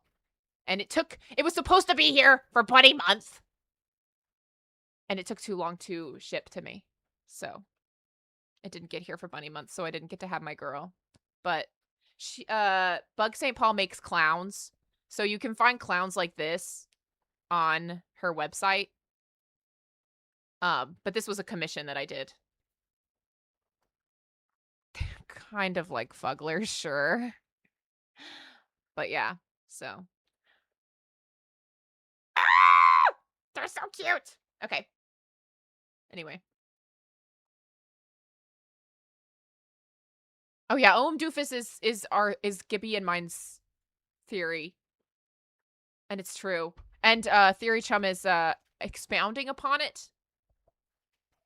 Going way more into the other games. Other Scott Cawthon games. Anyway, the tea about the editor thing I will spill quickly, briefly. It was somebody who reached out to me and was like, I really want to get back into being an editor, so I'd love to edit some of your content. And I told them no. I told him no, and then I told him no a second time, and then I told him no like a third time, and then I like this was during the 10-year anniversary of Five Nights at Freddy's, so all that stuff was coming out, and so I did actually have a lot of live stream content, and so I was like, honestly, if you want to take my live stream content of me playing these games and cut them down into shorter videos, I will upload them as gameplay videos, and we'll test out gameplay videos on my channel. And I was like, you can have and I was like, and I the reason that I kept telling them no was because I couldn't pay them. And I was like, if I don't pay people, then there's no real incentive for you to actually do the work. I feel like a loser. And there's no real incentive. And I don't feel like we have a good working relationship because I will not feel like I can go to you and be like asking for anything because I'm not freaking paying you. And you should just do it like whenever you freaking have the time to do it. And so they were like, okay, it's fine. I really don't need to be paid. And they reiterated that so many times. And I was like, okay, so I'm going to send you this stuff. I showed it to him, I sent it to him, and they just sat on it for like a month and a half or something. And I hadn't really heard anything except for I got like a little preview of it. And I was like, that's great. And then I was just like, hey, look. After so long, I was just like, hey, look, it's not going to be relevant on the channel anymore. Like, you can't just wait so long to upload the gameplay stuff because everybody's already watched 100 gameplay videos of it. And if they really want to see me watch it by now, they've probably just gone and watched my live streams. So it's not really worth it to do this anymore. And they were like, no, I promise I'm like almost done with the first video, please. And I'm just like, okay, like I'll upload them and you can have whatever revenue that they get. But like, if they don't do well, like I'm not going to keep them up on the channel because like it hurts my algorithm. And yeah, so but I was like, at this point I was like, okay, but I need to release one a week and then be done with it, because it cannot wait like infinitely, because it's one game playthrough. Like I just need the game edited down into like a, playthrough. And they got me the first video. It was great. I put it up. I was happy about it. I got the second video. It was fine. I was all right with it. Like it was a little less edited than the first one. And then for the third video, I was like, hello, hello, hello. Like I'm trying. And then I felt bad because I was just like, oh my God, I'm not even paying this person except for whatever the revenue from the videos are, which isn't very much because they aren't doing very well. And I was just like, I was really upset. The third video didn't really seem very well edited at all. Like, no offense to the person, but like it felt like they hadn't had much time to work on it. And when I finally was just like, hey, look, just forget it. Don't worry about editing the final part. Just get over it, because, oh, that was what it was. When I got to the third video, I was like, do you realize how much footage there is left? This is supposed to be broken up into 4 videos, and you haven't even finished the first of my 2 yes, you did, Firestorm. You haven't even finished the first of my 2 videos. And yes, Nara Raven, for briefly. And like, you haven't even finished the first of my 2 videos. So like, it was like let's say it's 2 4-hour live streams. This person had sent me the third video and it was still the first video.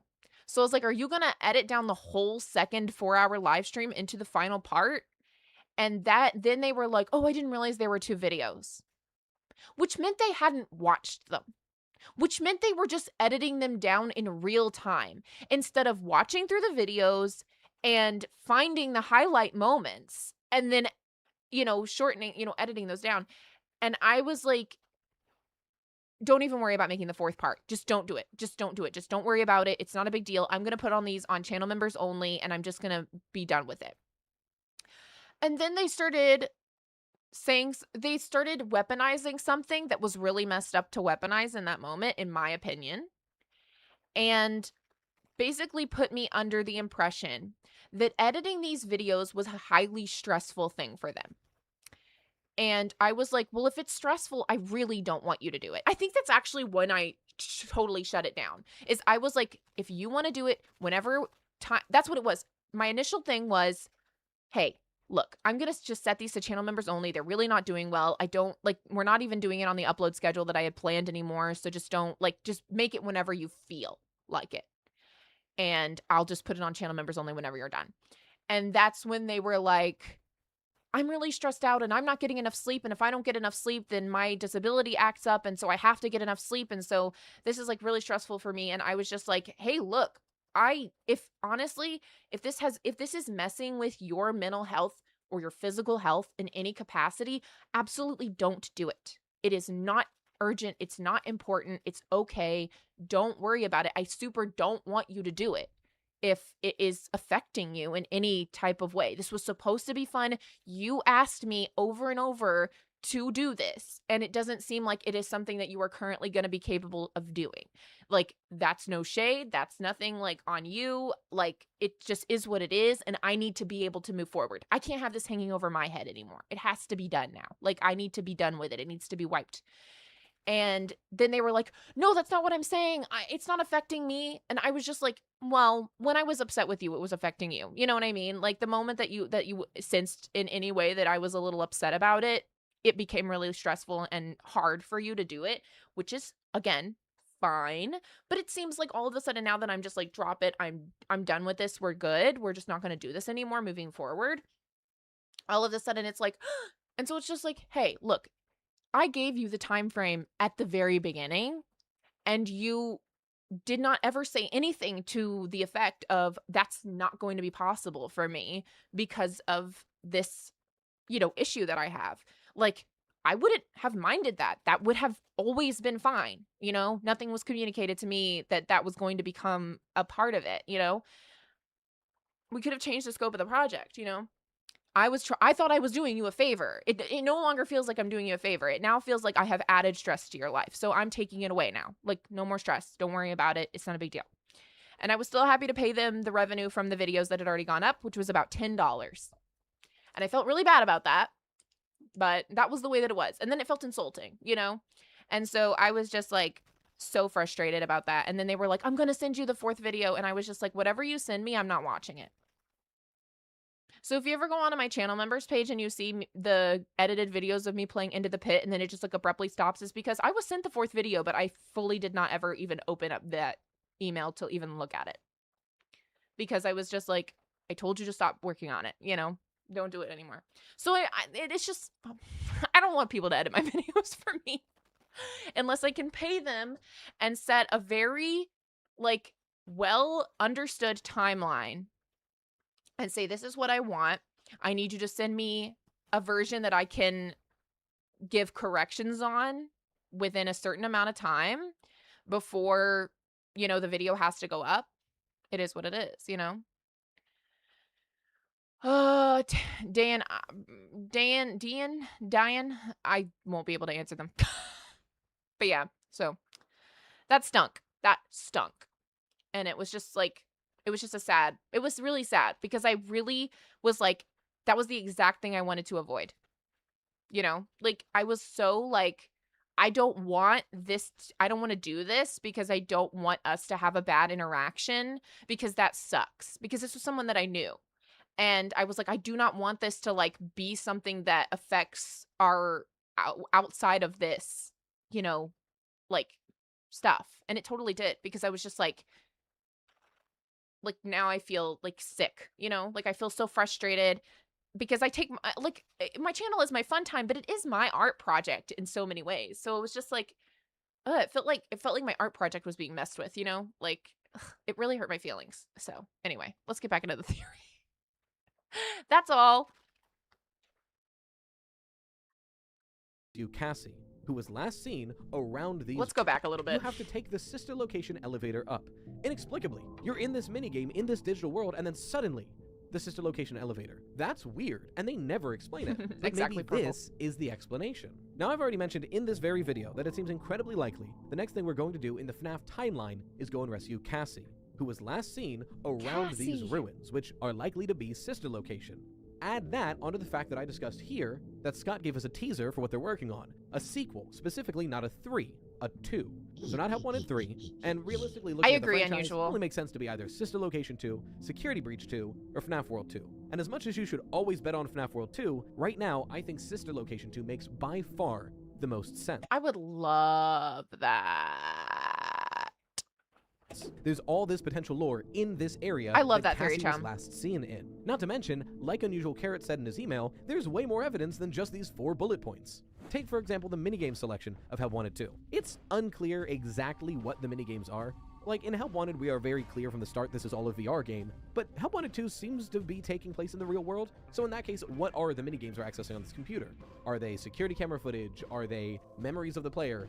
We're not sure about that. Regardless, it's interesting to note that an entire section of it is inexplicably dedicated to Sister Location. There are FNAF 6 minigames sprinkled in. It's the nurse minigames. There are Fall Fest minigames sprinkled in, which is strange, but sure. And the majority of the minigames are things that could have happened at the Pizzaplex to begin with. That all makes somewhat sense. Then why is it that the, going by the layout, last section of the game is entirely dedicated to Sister Location?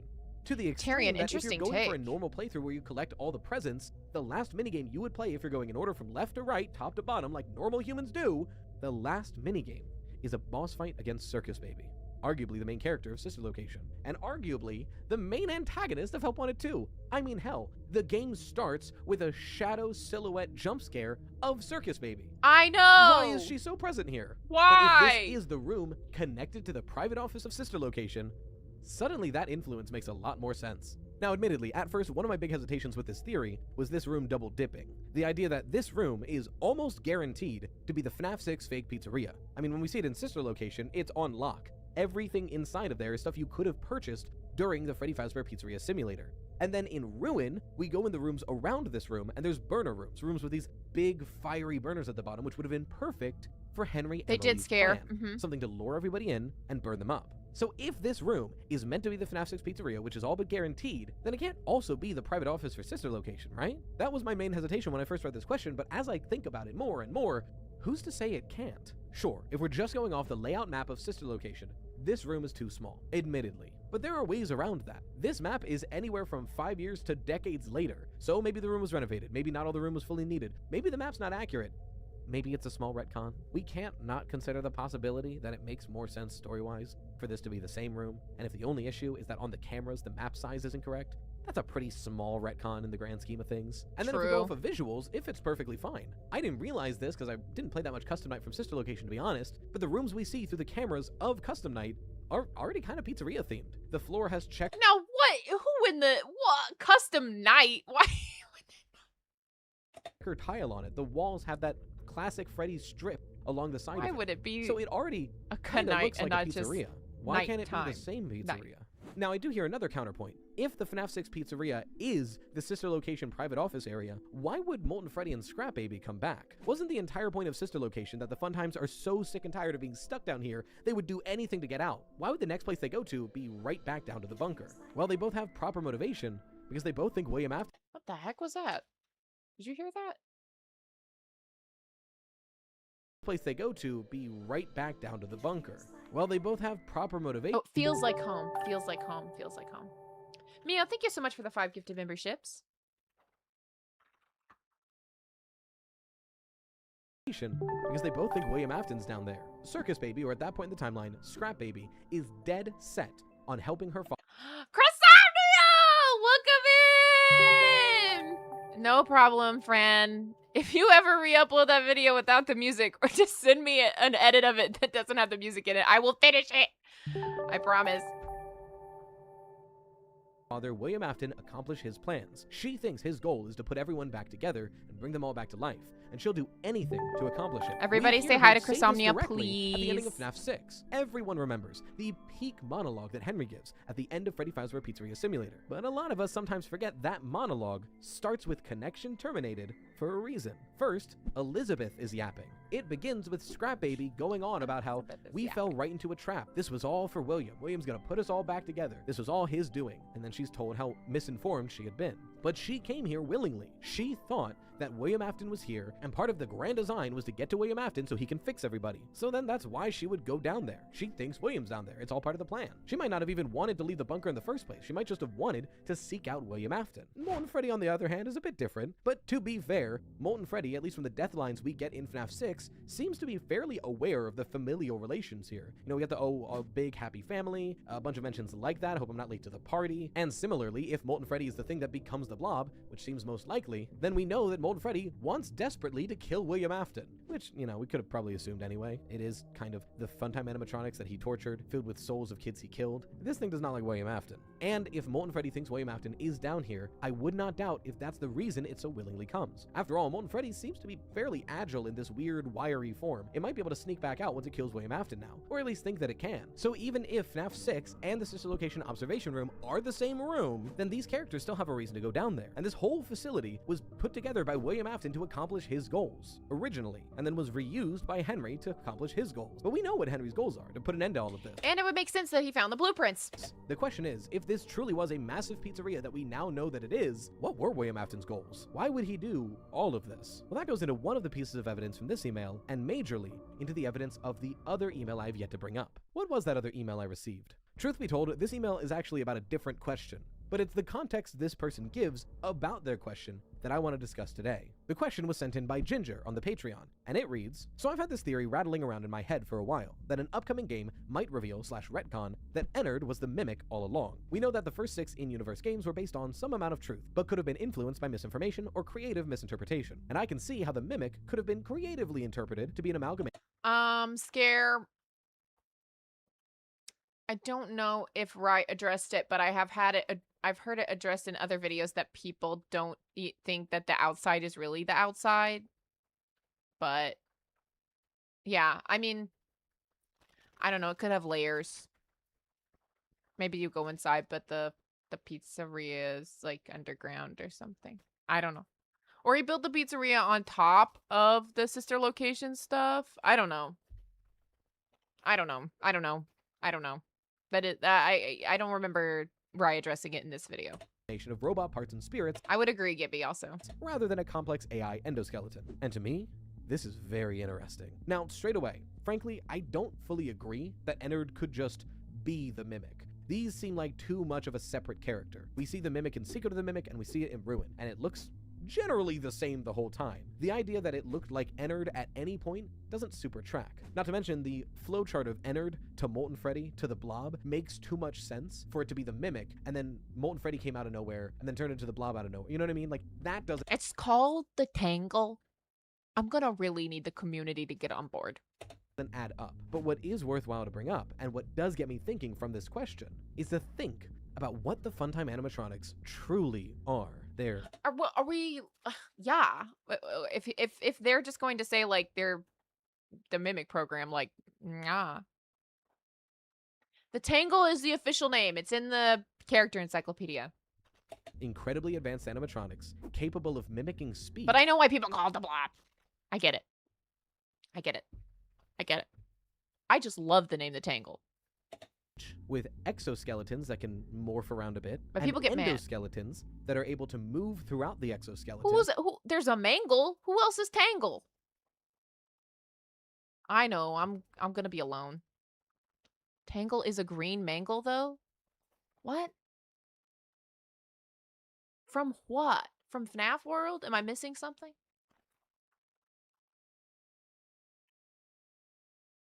I disagree with the idea that it's blobbish. I gotta be honest. Tangle is from FNAF World.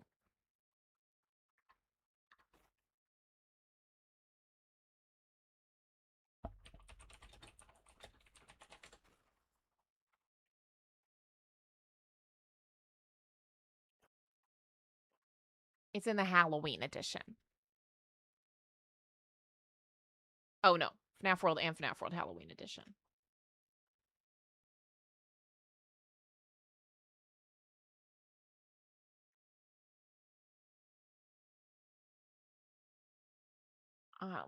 Hold on. Gibby, that's literally what I was pulling up. I was like, I'm just gonna find a list of all the characters named the same thing and just be like, what is this then? But what actually is this then? Okay.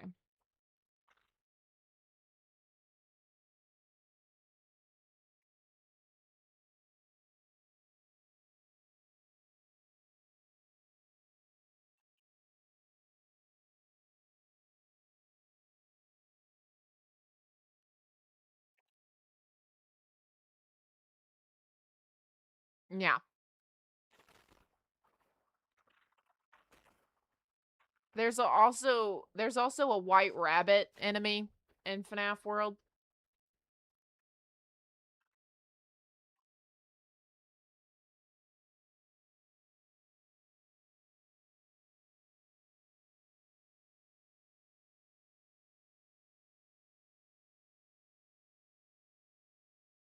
I don't know, guys.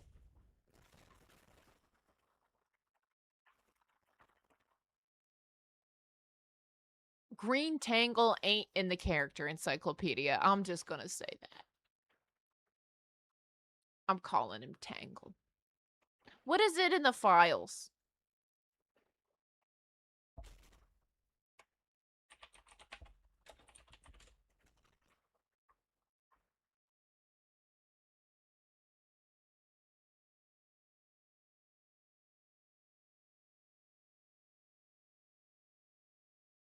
I don't care. I don't care anymore. Move outside There you go, of the Tyrion. exoskeleton, form Problem solved. together, and change their shape enough to fit inside of Michael Afton. Do you see where I'm going with this? I don't think that Enard is the Mimic, but it seems like the fun times were made in the Mimic's image. So, Well, I've already been saying this. Are we making me watch a theory of something I already said? I freaking said this. I freaking said this. Before 7 days ago. I freaking said this already. what does this mean? And what would we learn in this new FNAF game that changes everything? Well, Nobody let's put our listens evidence to into me. the oven and see what kind of horrors rise. Once all that Mimic nonsense was settled and the secret was out, William went to It's collect okay. his... I'm not. Just for the reality of the just for the clarity of the situation, I don't expect people to know everything that I say about FNAF all the time by any stretch of the imagination. Spoils to see exactly what he had purchased, surveying the land and the facilities inside of it, and he found more than he dreamed he ever could, namely F10N4. This is what I freaking said right after the game came out! I made this video a year ago!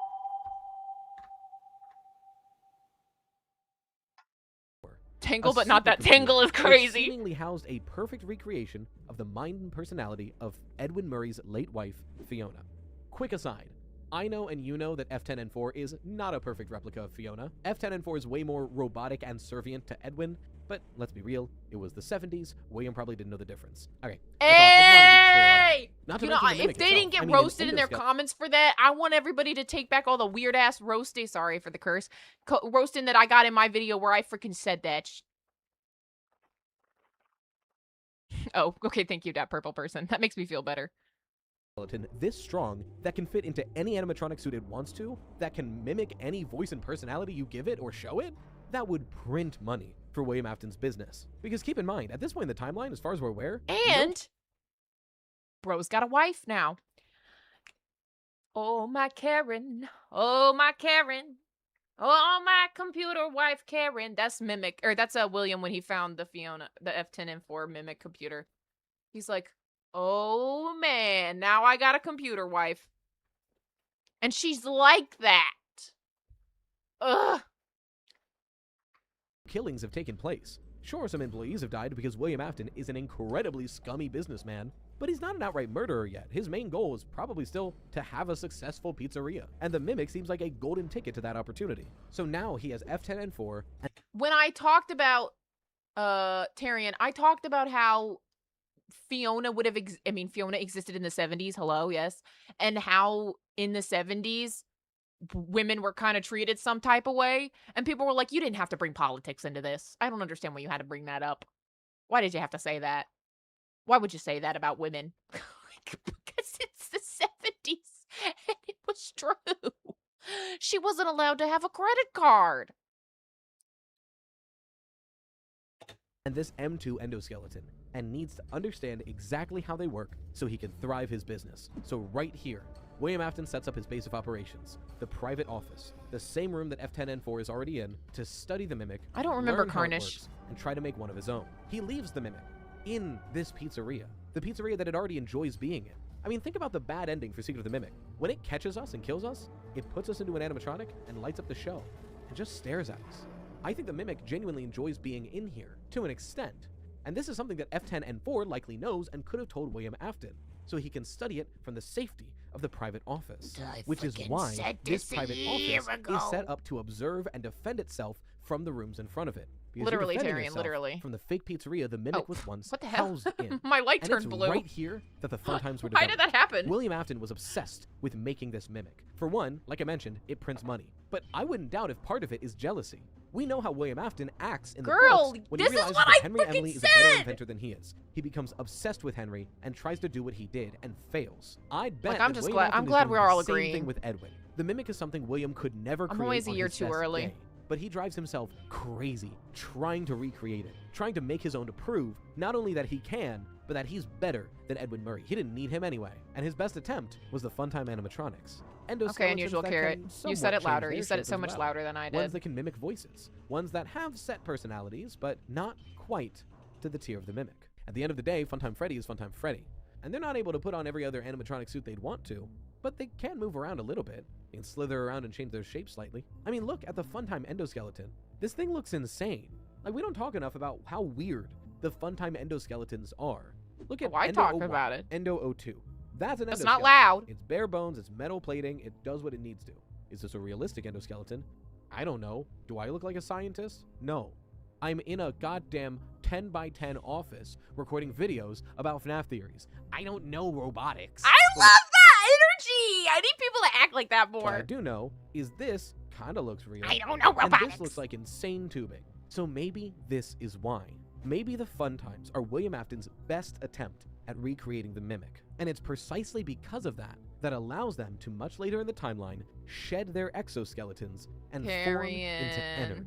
Their endoskeletons might not be fully malleable in the weird way that the Mimic is, but they're able to conglomerate and form one body, and then change the shape of that body to fit inside of Michael Afton. That sounds a lot like a Mimic. Now, I'm not saying Enard is the Mimic. This endoskeleton, I do believe, is a separate entity, but I think it is devilishly ironic that Edwin's best invention is still holding pretty strong 50 years later, but William's best attempt at recreating it not only failed, but then was sent to the same place the Mimic was, in a non-canon ending, and eventually degenerates and transforms into Molten Freddy into the Blob into something that would become William Afton's true downfall. A mass of wires dedicated to making sure he stays dead. And I think this is what we're going to learn in the next Five Nights at Freddy's game. Sister Location 2.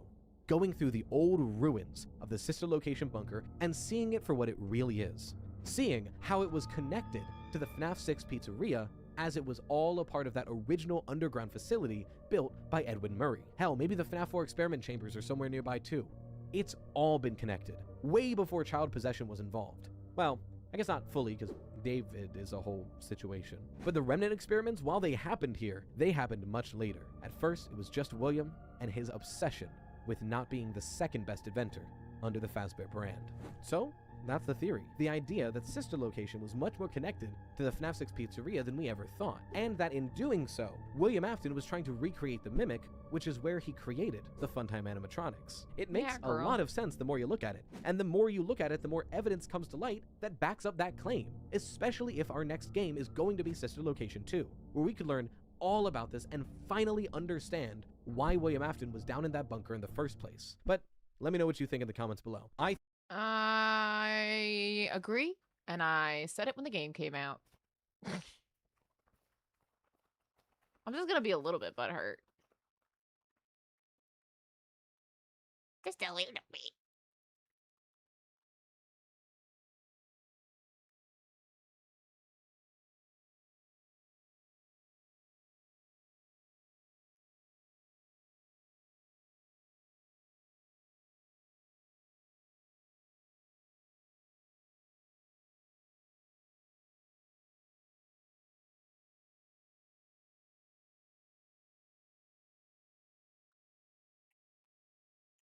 Surai, no, that's silly. I'm just not nearly as popular a theorist. It's fine. I don't care, besides the fact that I'm like, okay, cool. Watch the video. I believe it. He shouted me out in this. Well, he didn't shout me out in this video. He shouted out the video where he does shout me out in this video. He talks about me. It just, it doesn't translate to people watching my videos. Which is, I mean, it is what it is. Whatever. I don't think my thumbnails are good. I don't think I have clickable thumbnails. I don't know how to make them. I do my best. I've been trying so hard to get better.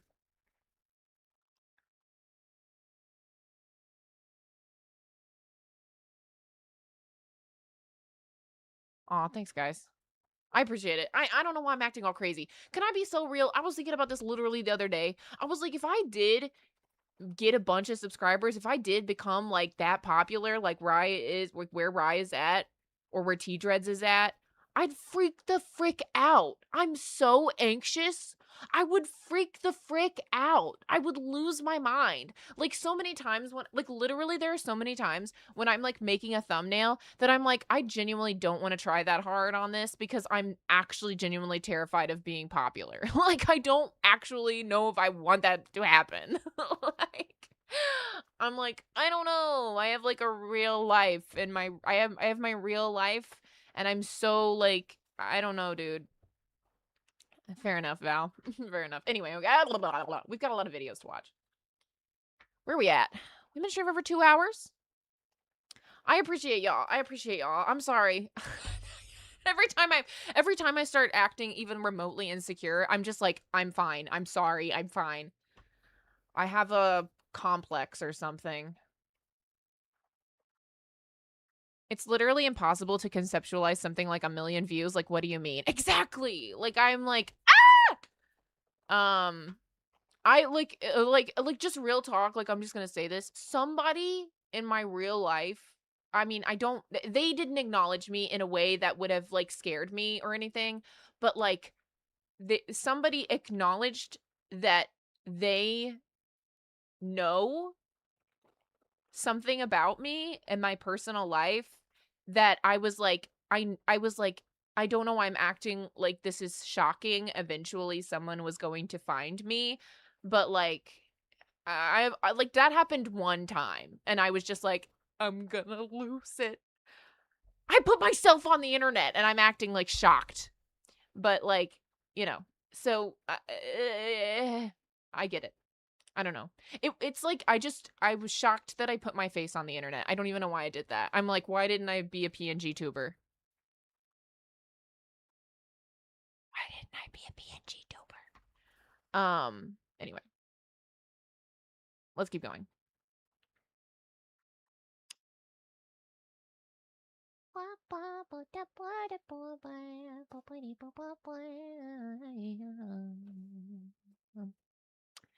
Nightmare Theory by C. Cared is our next one.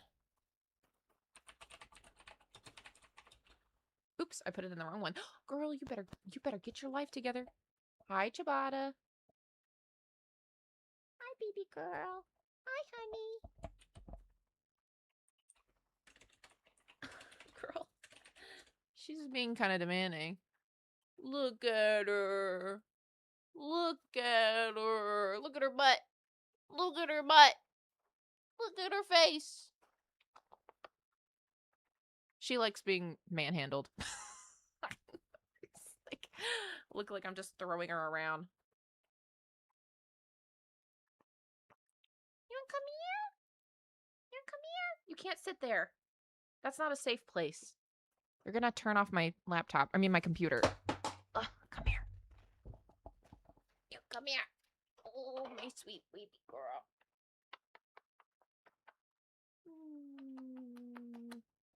I love you. You wanna say hi to the people?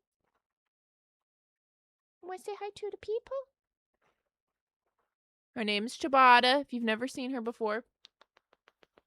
She's purring like crazy right now. See, I like to purring. I'm a big purr baby. I don't want you to accidentally turn off my computer, honey. I know you wouldn't do it on purpose. You have no capacity. But I don't want you to do it on accident. You're stressing me out! She wants to sit on my computer so bad.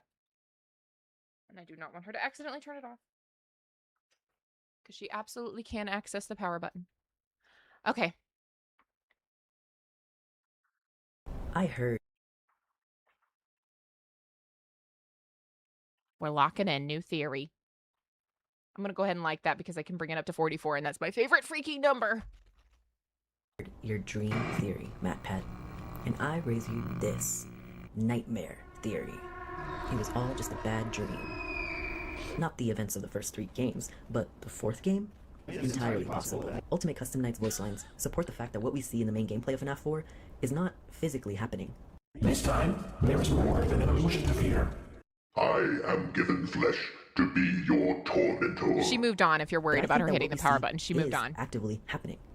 The nightmares really did assault the player of FNAF 4, at least in the player's mind. The bedroom is nothing but set dressing. The nightmare animatronics are just props. And the gameplay? Well, it's just a ripoff of FNAF 1.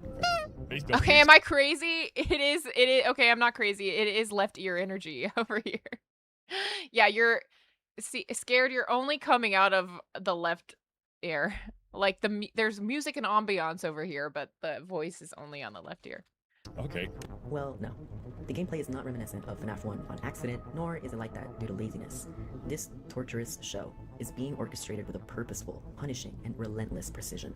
And who on this Freddy Faz Earth could possibly deserve to experience Who on this Freddy Faz Earth?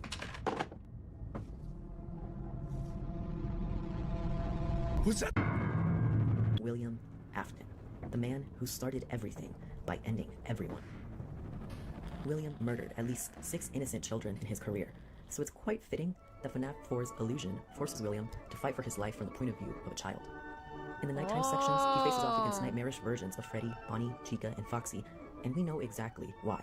He fends off Bonnie from the left, Chica from the right, has to keep an eye on Foxy. No problem. Keeps hearing phone guy. I mean, it's not. I'm not even complaining necessarily. It's not bothering me really. Because that's what Mike had to go through in FNAF 1. On top of all of that, it feels like you're just kind of chilling next to me, which is not a bad feeling. The room he's in is an imitation of his youngest son's, even including visions of the IV drip and pills that he likely relied on before eventually succumbing to his injuries. When Fredbear comes to pay him a visit, William thinks, why is he here? He didn't kill him. That was all Michael. Well, since it wasn't clicking, William is also forced to try and survive 5 days at Fredbear's, again from the point of view of child, specifically his youngest son. He thinks he knows how this is all going to play out. After all, he had outlived his son by more than a decade already. He saw Fredbear's make way for Freddy's, and after he destroyed the first ever Freddy Fazbear's Pizza and so many lives along with it, he came back, posing as security for the new, not-so-improved Freddy Fazbear's Pizza. There, he met the toys, he saw Funtime Foxy get mangled, then years later, even at the third Freddy's, which pathetically reopened, just to close once more, he came back. I always come back. This is why FNAF 4 is full of specific references to all sorts of time periods. Fredbear's, which was in operation in 1983, Freddy and his band, who were debuting at Freddy Fazbear's Pizza in 83, the toy animatronics, which would only come into existence in 80. Oh, I like the idea that the reason that some of this stuff feels out of time is because it is a nightmare, so it's just a conglomeration. 87 at the second Freddy's, and the phone guy call.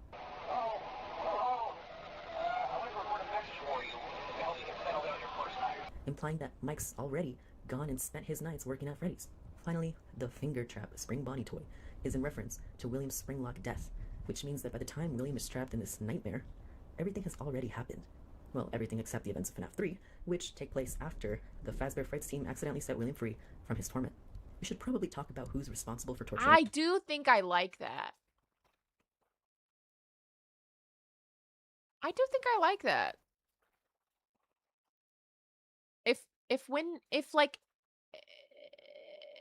If after FNAF 3 and whatnot is when the UCN stuff starts, then it would be interesting that before FNAF 3, his nightmare is FNAF 4. Yeah, exactly, Gibby. Exactly. William, yeah. If you haven't already. This was meant to be his permanent punishment. 4 games, 1 story, or whatever. And then it continued, so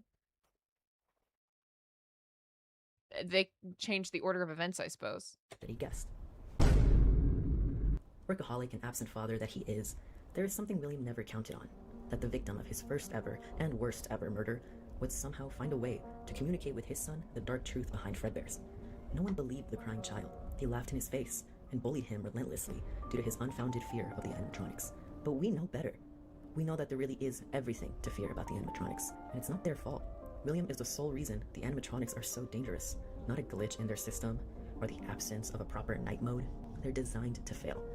They're designed to kill. It was too late for Cassidy, but in their afterlife, they tried their best to get the crying child to safety.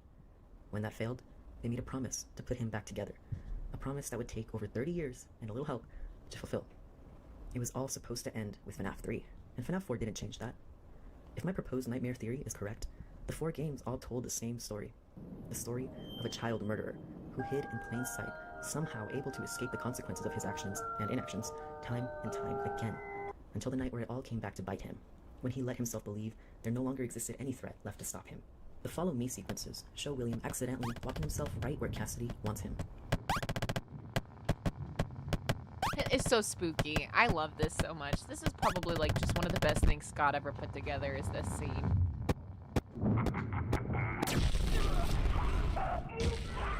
Ah, yeah, mashing it up with the end of the pit call. It's then and there that I think Cassidy, just like Scott had to go and make so obvious in Ultimate Custom Night, is able to keep William in a personalized nightmare, where he stays being tormented until eventually being hauled to Fazbear's Fright, along with the discarded shells of all the animatronics. While holding William in a recurring nightmare, Cassidy simultaneously focuses on putting the crying child as back together as possible, before everything goes down in FNAF 3 with Mike and the puppet. This is why the puppet is nowhere to be seen in FNAF 4, because Charlie gets to fulfill her role later, once all the pieces are together in the future. This is also why the vengeful Golden Freddy we were introduced to in FNAFs 1 and 2 takes a back seat in FNAF 3, as it is time for Susie, Gabriel, Jeremy, Fritz, Charlie, and little David Afton to finally get their happiest day and move on from their restless afterlife. Before I went and solved everything, and we were... I'm sorry. and we were cluelessly looking through the eyes of some child, we had a hard time understanding what it is we saw in the shadows once 4 a.m. rolled around. Shadow Freddy's always confounded the community. It's Fredbear, but it's not. Hey, Shadow Freddy's back! We got this characterization of the spirit attached to Fredbear as a tragic victim of a fatal accident. And yet, another spirit was manifesting as Fredbear, and was sure that they were a victim of Afton's. I have seen him, the one you should have killed. This vengeful spirit had the misfortune of dying to William in the cruelest, most horrendous act of violence he could think of, and they did not rest until they were able to repay him the favor. I don't necessarily subscribe to the golden duo theory, which speculates that 2 spirits possess Fredbear. I just think possession is looser than people think. I think spirits can attach themselves to or manifest as anything, whether that be infused into metal, decorations, or entire buildings. I believe Cassidy and the Crying Child both share Fredbear, whether as a physical suit or just the idea/memory of him, as a vessel for their soul. The Crying Child already had Cassidy in his head for his death. I think their connection through Fredbear allows them to... The Crying Child already had Cassidy in his head for his death. So, is this, Scared, are you saying that the MCI happened before CC's death? Is that what you're saying in this theory?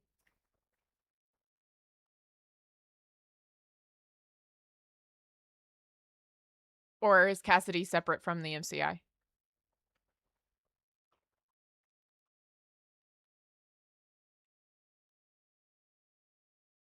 In this theory?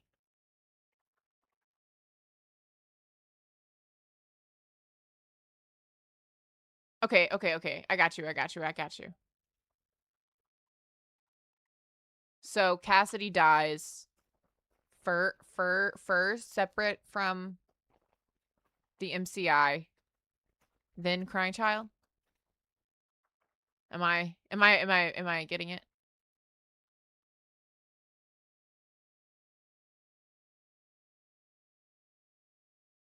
What's your death order?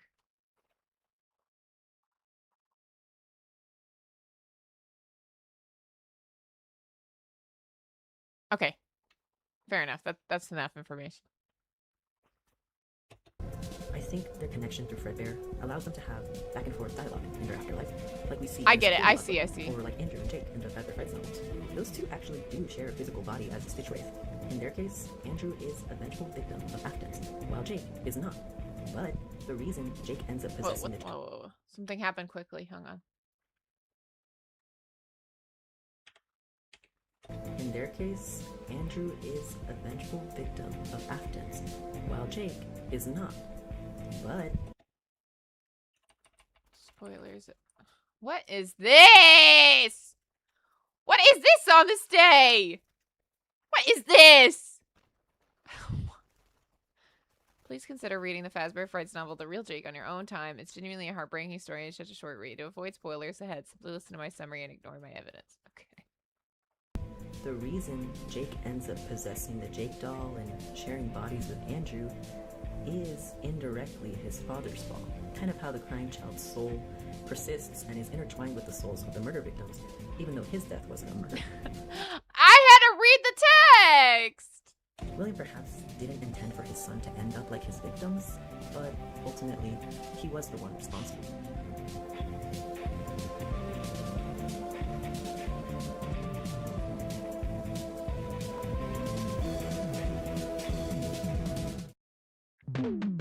That was fun! I liked that. This video is so rushed since I was just really excited to share my findings.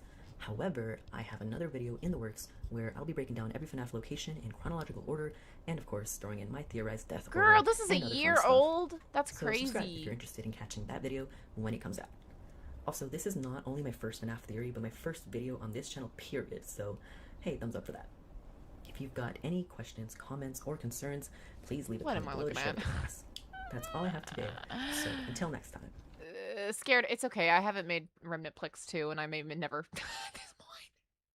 I've built it up so much, I'm just like, what is the point? What do you people want me to say? It's true. It's just a 5-second video where I'm like, duh. Like, what else do I have to say? Aw, look. 12 comments. Let's go. Peek. All right. What am I looking at? I need to get out of here. Okay, what's next?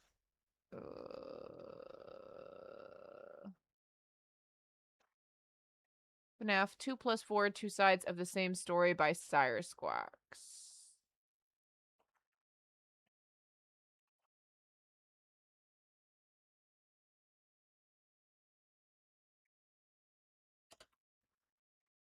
That is not what I typed. What? I copied and pasted. What are we doing? What is happening? It's trying to decide what I'm typing. Okay. And I'm literally just copying and pasting. Bye, Carrot. Alright. Oh my god. Oh my god. Hang on. This is a 50-minute video.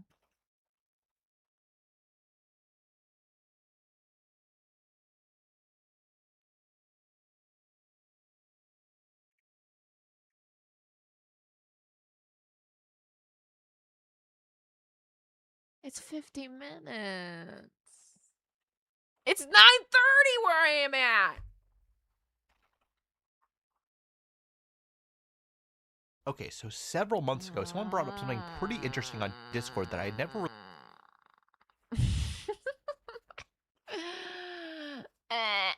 Cyrus Quax doesn't need my freaking views. This video has over 500,000 views.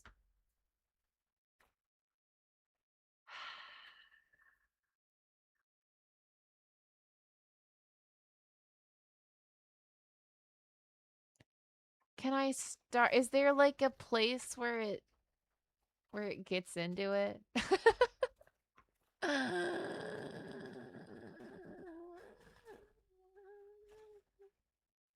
do my best.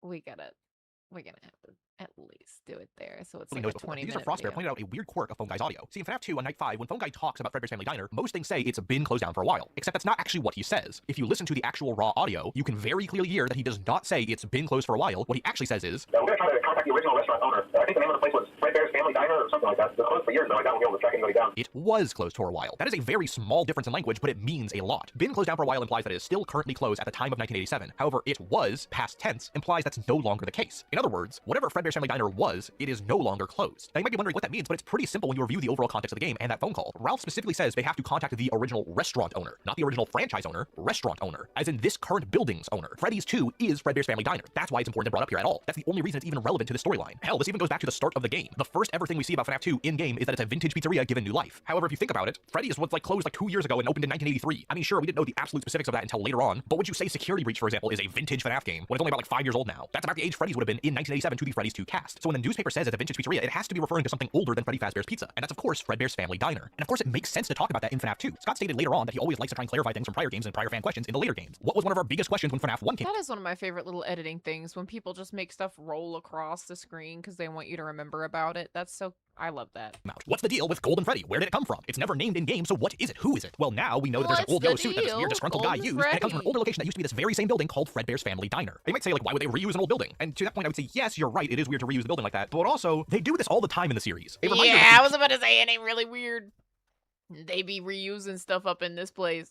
Pizzaplex is built over seemingly chunks of the Afton household or recreations of it, Murray's costume manor stuff seemingly, and also a recreation of FNAF 6's location, and also maybe sister location stuff based on the Scooper. And also it's pretty heavily implied that the FNAF 1 location from the first game is the 1985 location, kind of updated and renovated over the years after they bought it back after the events of FNAF 2, which is implied at the end of that game. So as far as I'm concerned, it is completely in precedent for the series to reuse locations and have lore related to the older reused locations. And with that in mind, it opens a completely new and very interesting avenue for the story to be told, specifically with FNAF 4, because understanding that Fredbear's Family Diner is the same location as FNAF 2 breaks open a huge door of possibility to explain FNAF 4's strangest quirk in its minigames, which is that this game is obsessed with FNAF 2. You might not even clock it the first 900 times you play it, but if you really think about it, it's all there. This girl with the tiny Toy Chica who's missing her beak is a reference to Toy Chica, obviously, but also she holds out her arms the same way Wither Chica does. William in the scene where he helps a guy put on the Spring Bonnie costume is wearing a yellow badge like he does in only FNAF 2 to save them. Then you have the fact that, Mangle's present, and sure, Mangle could have existed as a character prior to FNAF 2, but it's still a FNAF 2 character at its core. Then you also have the shadows of Fredbear and Spring Bonnie on the wall, which is kind of weird that we have the shadows so emphasized when FNAF 2 introduced two shadowy variants of the characters to us. Of course, our main kid looks like a puppet, that's been pointed out to death. This girl on the playground spreads gossip and rumors revolving around people being stuffed into suits. However, that obviously seems more similar to something like FNAF 2, where Phone Guy says that people outside are spreading tons of gossip and rumors about Freddy's murders. But that's pretty weird when you think about it, because at this point in time, 1983, the missing kid shouldn't be dead yet by the series logic up to this point. In FNAF 3, it's explained that after the Springlock suits were deemed too dangerous, they were moved back to the safe room. In a later tape that still references the Springlock suits being prohibited due to safety concerns, Phone Guy says the suit has been noticeably moved and that employees are not allowed to bring customers into the safe room, strongly implying this. Cyrus Quax is such a good editor. You guys are such good editors. I hope you just know. Like, I know my skills are subpar, and I have a freaking film degree, so it's kind of embarrassing. But I also edited my videos in, like, a feverish rush, like, from Wednesday to Thursday night. This is the incident in the FNAF 1 reference of the kids being lured back to the safe room, where they were ultimately killed and then later stuffed into the animatronics. Since the Springlock suits are still being used during the events of FNAF 4, this girl would have to be completely making this up to fit in the context of 1983. And while this is fairly well known now, for a long time people didn't understand that Happiest Day was constantly referenced by FNAF 4. I already mentioned some of this, but like you have the shadows on the wall like RWQ, you have the kid in the red shirt and balloon, which is like Balloon Boy with his red shirt and BB's Air Adventure, you have Mangle referencing Mangle's Quest, you have the toy Chica on the ground, then you have also the crying child who once again looks like a puppet in Fredbear's Family Diner, which Happiest Day is a mirrored image of. And of course, you know, has Fredbear like in Stage 01. And if you think about that roster, it's comprised of FNAF 2, FNAF 2, FNAF 2, FNAF 2, Fredbear's Family Diner, and a mirrored Fredbear's Family Diner. So once again, we are further doubling down on Fredbear's and Freddy's 2 being the same thing or having some connection in some way, with FNAF 4 and FNAF 2 sharing that connection. And then, of course, you have the elephant in the room.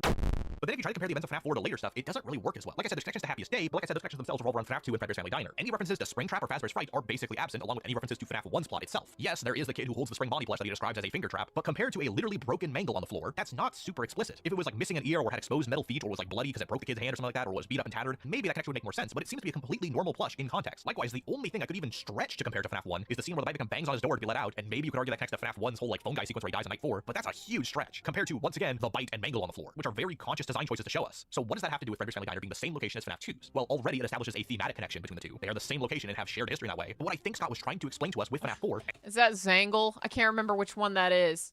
When I was looking up the FNAF 2 enemies just to see about Tangle, I was like, oh my god, there's Jangle, there's Zangle, there's everything. Are there any other Mangles I should know about?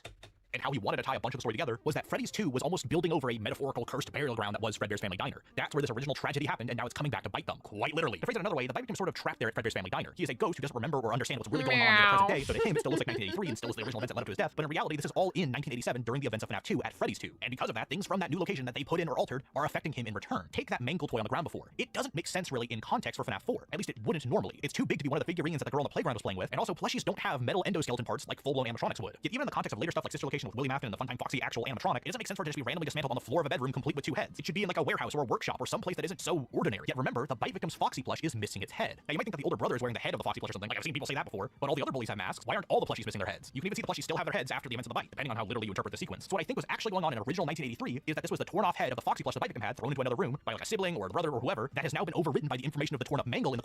Oh, that's fascinating. Since you guys are talking about Springlock suits, I just want to say there's a guy on Instagram, cannot remember his handle for the life of me right now, who built a real Springlock suit. And that is psychotic. But he built a real Springlock suit. Like he'll set it off. He puts like foam underneath it and sets it off, and it like stabs into the foam. It's terrifying. And he wears it. He has like a layer in between like him and the suit, obviously, because he's not trying to walk around and kill himself. But like, bro built it and it works, and it's horrifying. It is the scariest freaking thing I have ever seen, and I can't stop watching him wear it. Every time he uploads, I'm just like,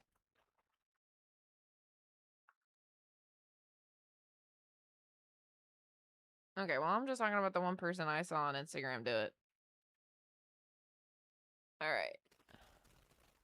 Corner of Freddy's 2 in 1987. That is the equivalent to a torn up Foxy in the present day, so it has overridden that in turn. That is how the Bite victim is able to interpret Mangle in his own mind. Likewise, when Scott tried to point us at all of this, he said, why is the tiny toy Chica missing her beak? In actual physical... But he's not trying to make a safe suit. He was making a Springlock suit on purpose to, like, be as dangerous as the ones from the game. There's not really an interesting lore-based answer to that. The best I could come up with was that this was the sister on the playground playing with her toys and she breaks them a lot, trying to connect her back to the household, but that doesn't really have a big effect on the story, really. It just kind of ties her to the household without really teaching us much. Whereas if we think, why is the tiny toy Chica missing her beak? Well, if this was meant to be explaining how the dual world mechanic works, that toy Chica ripping off her beak in the real world present day as the animatronic causes the figurine to lose its beak in the Bite victim's mind, then it makes sense to point us to that to try and guess to think how these two worlds intertwine. Likewise, that's why William has the security badge despite not being a security guard at this point in time. And likewise, I think that's why the Bite victim has a connection to RWQ and Balloon Boy despite the fact that they weren't really present in his time period. RWQ will eventually overwrite the existence of the spring Bonnie shadow on the wall, and Balloon Boy will eventually overwrite the existence of the kid holding the balloon. And of course, the puppet will... I know, Carnage is not funny. It's really freaky. Oh, I see him walking around wearing it, and I'm just like, you're gonna die. Oh. Sorry. being a security guard at this point in time. And likewise, I think that's why the bite victim has a connection to RWQ and Balloon Boy, despite the fact that they weren't really present in his time period. RWQ will eventually overwrite the existence of the spring Bonnie shadow on the wall, and Balloon Boy will eventually overwrite the existence of the kid holding the balloon. And of course, the puppet will eventually overwrite the existence of the crying child. That is why they look similar, to tie into Happiest Day and explain once again the dual world mechanic to us. Now, that's not to say he is the puppet, just as the older brother isn't the kid who haunts Foxy. It's just that this is what's similar to him in the past, so he correlates the two. And in turn, it also works the other way around. Notice how the older brother jumps out and stretches out his arms just like Foxy does in FNAF 2. And also, there's an incredibly obscure Easter egg, maybe even bug or failed design choice in FNAF 2, where for some reason Golden Freddy can be active on Night 2. It's incredibly rare, but it can happen. Yet if you follow the Night 2 cutscene from FNAF 4, that is the minigame where he's chased down by the man in the Fredbear costume. Just as with Foxy, his fears manifest in the real world. And likewise, this logic carries us through back to Night 4 of FNAF 4, where he's trapped in a back room with the dismembered parts of the animatronics on the wall. And lo and behold, just as someone pointed out during one of my streams talking about this theory, there is a dismantled head of Fredbear on the wall, just like the disembodied floating head of Fredbear down the hallway in FNAF 2 that attacks us. To him, in the dark room, one might even say what's seen in shadows is misunderstood and scares him as a decapitated floating head of a character. That is what Scott was trying to point us out with that clue. It's about his fears, his imagination, and how he interprets it all. Everything we're seeing is the filtered, distorted mind of a dead child who can't understand what's really going on anymore. These people have invaded and built over the place he died just so they can make a quick buck on their franchise. It's crazy art. And it all culminates in the climax of the game.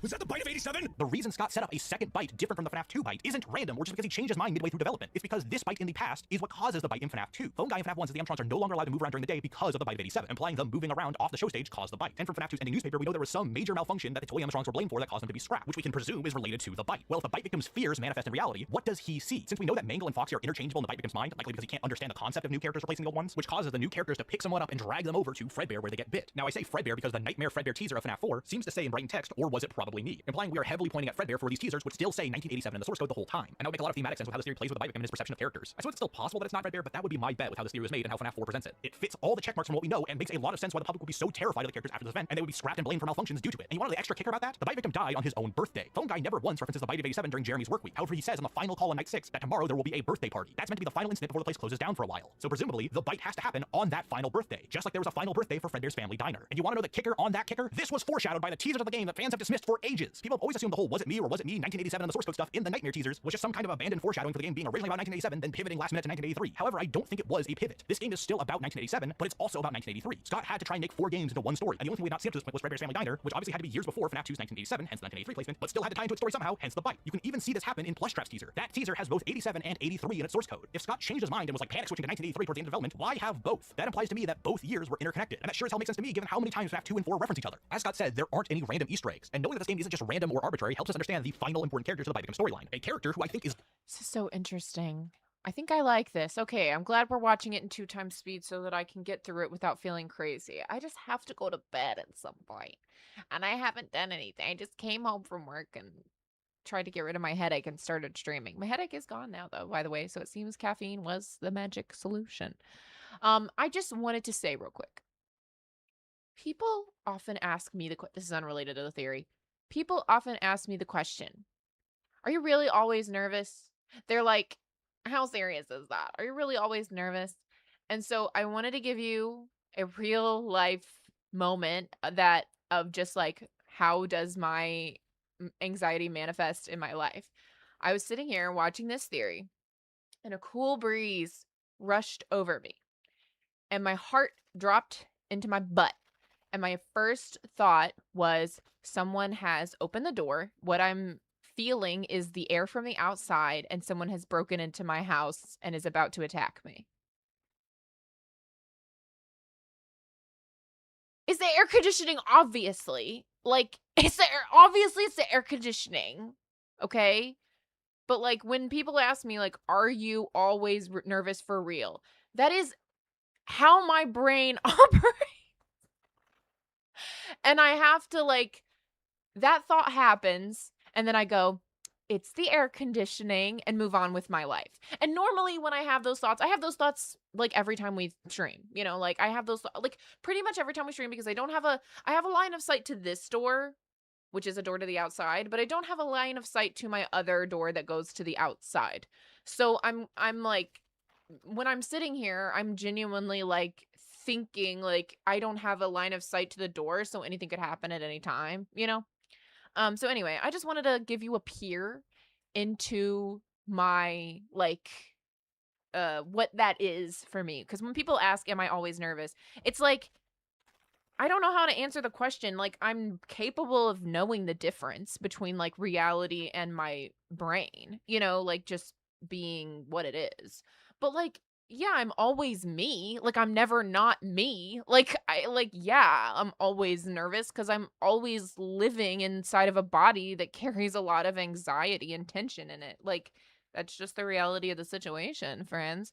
But, like, I'm not over here, like, you know what I mean? Like, like, obviously, I'm still capable of being a person. Like, anyway. Yes, Carnage, yeah. I tend to not have that thought specifically, but yeah, like stuff like that. Yeah. It's like it's a thing. It's like a part of my life and I mean, I say I don't want to be defined by it, but I do. It is my channel name. But I also just had to change my channel name for SEO purposes cuz my old channel name was not a good one.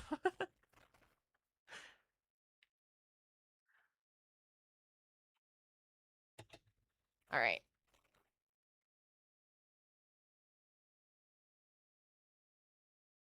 What's up, Chibata? She's crying. Thank you, Gibby. I was like, I have to brand. I have to brand. So yeah, I love it. I love it. What is happening on the screen? Oh my god. Hold on. Warning for anybody who is either immature or just young. The captions have made an interesting choice.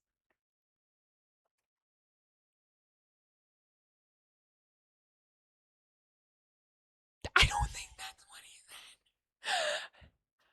I don't think that's what brother said.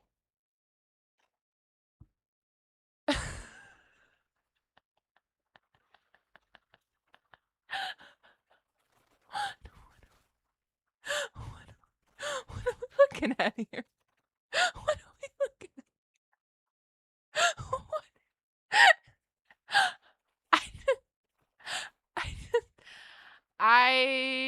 The captains need to take a shower for real. What? The what? The what? Okay, anyway, we'll get back to the video now. Oops. That implies to me that both years were interconnected, and that sure as hell makes sense to me given how many times FNAF 2 and 4 reference each other. As Scott said, there aren't any random Easter eggs, and knowing that this game isn't just random or arbitrary helps us understand the final important character to the Victim storyline. A character who I think is literally impossible to solve if you do not have a theory at least somewhat like this in mind. Psychic friend Fredbear. And I don't think it's that hard to figure out where I'm going with this. You probably already know based on the logic this theory sets up. After all, in the real world of 1987, there's only one black and white-eyed magic yellow teleporting ghost bear. But before I really get into the idea of Golden Freddy as a plush, I want to cross off a few other ideas people have thrown at the character over time. For starters, the plush can't just be entirely imaginary or in the Victim's mind. Characters around the game reference its existence, and also situation would later show us the physical plush itself. But on top of that, it calls out things before the Victim can even possibly see them or be aware of them, including where the older brother is, and observe things even when it's not on screen, implying that there is something going on with it that causes it to not just be a normal basic little plush toy. And I know this is where it's going to get a little controversial. I don't think the plush can be entirely William Afton, the supposed walkie-talkie that we see. Yeah, girl, same. That stuff drives me nuts. I'm like, okay. The drinking theory. I just like... What's more likely captions? You know what I'm saying? Like, you don't have anything in there making sure you don't say stuff like that. Sister location might not even be a walkie-talkie, because I don't really think there's supposed to be a speaker at the bottom. Primarily elsewhere in Sister location, whenever there is a speaker present, it has a sort of silvery gray mesh texture, which doesn't really look like what's on the walkie-talkie here. It almost looks more like a solid black plastic disc, similar to the sort of noise texture Scott uses in a lot of his models. And that would make sense if it was a keypad right next to a security camera with a turn dial to turn and control the cameras. And on top of that, there's just certain scenes. I think it looks like a speaker to me. I'm just gonna be real with you. But like, you know.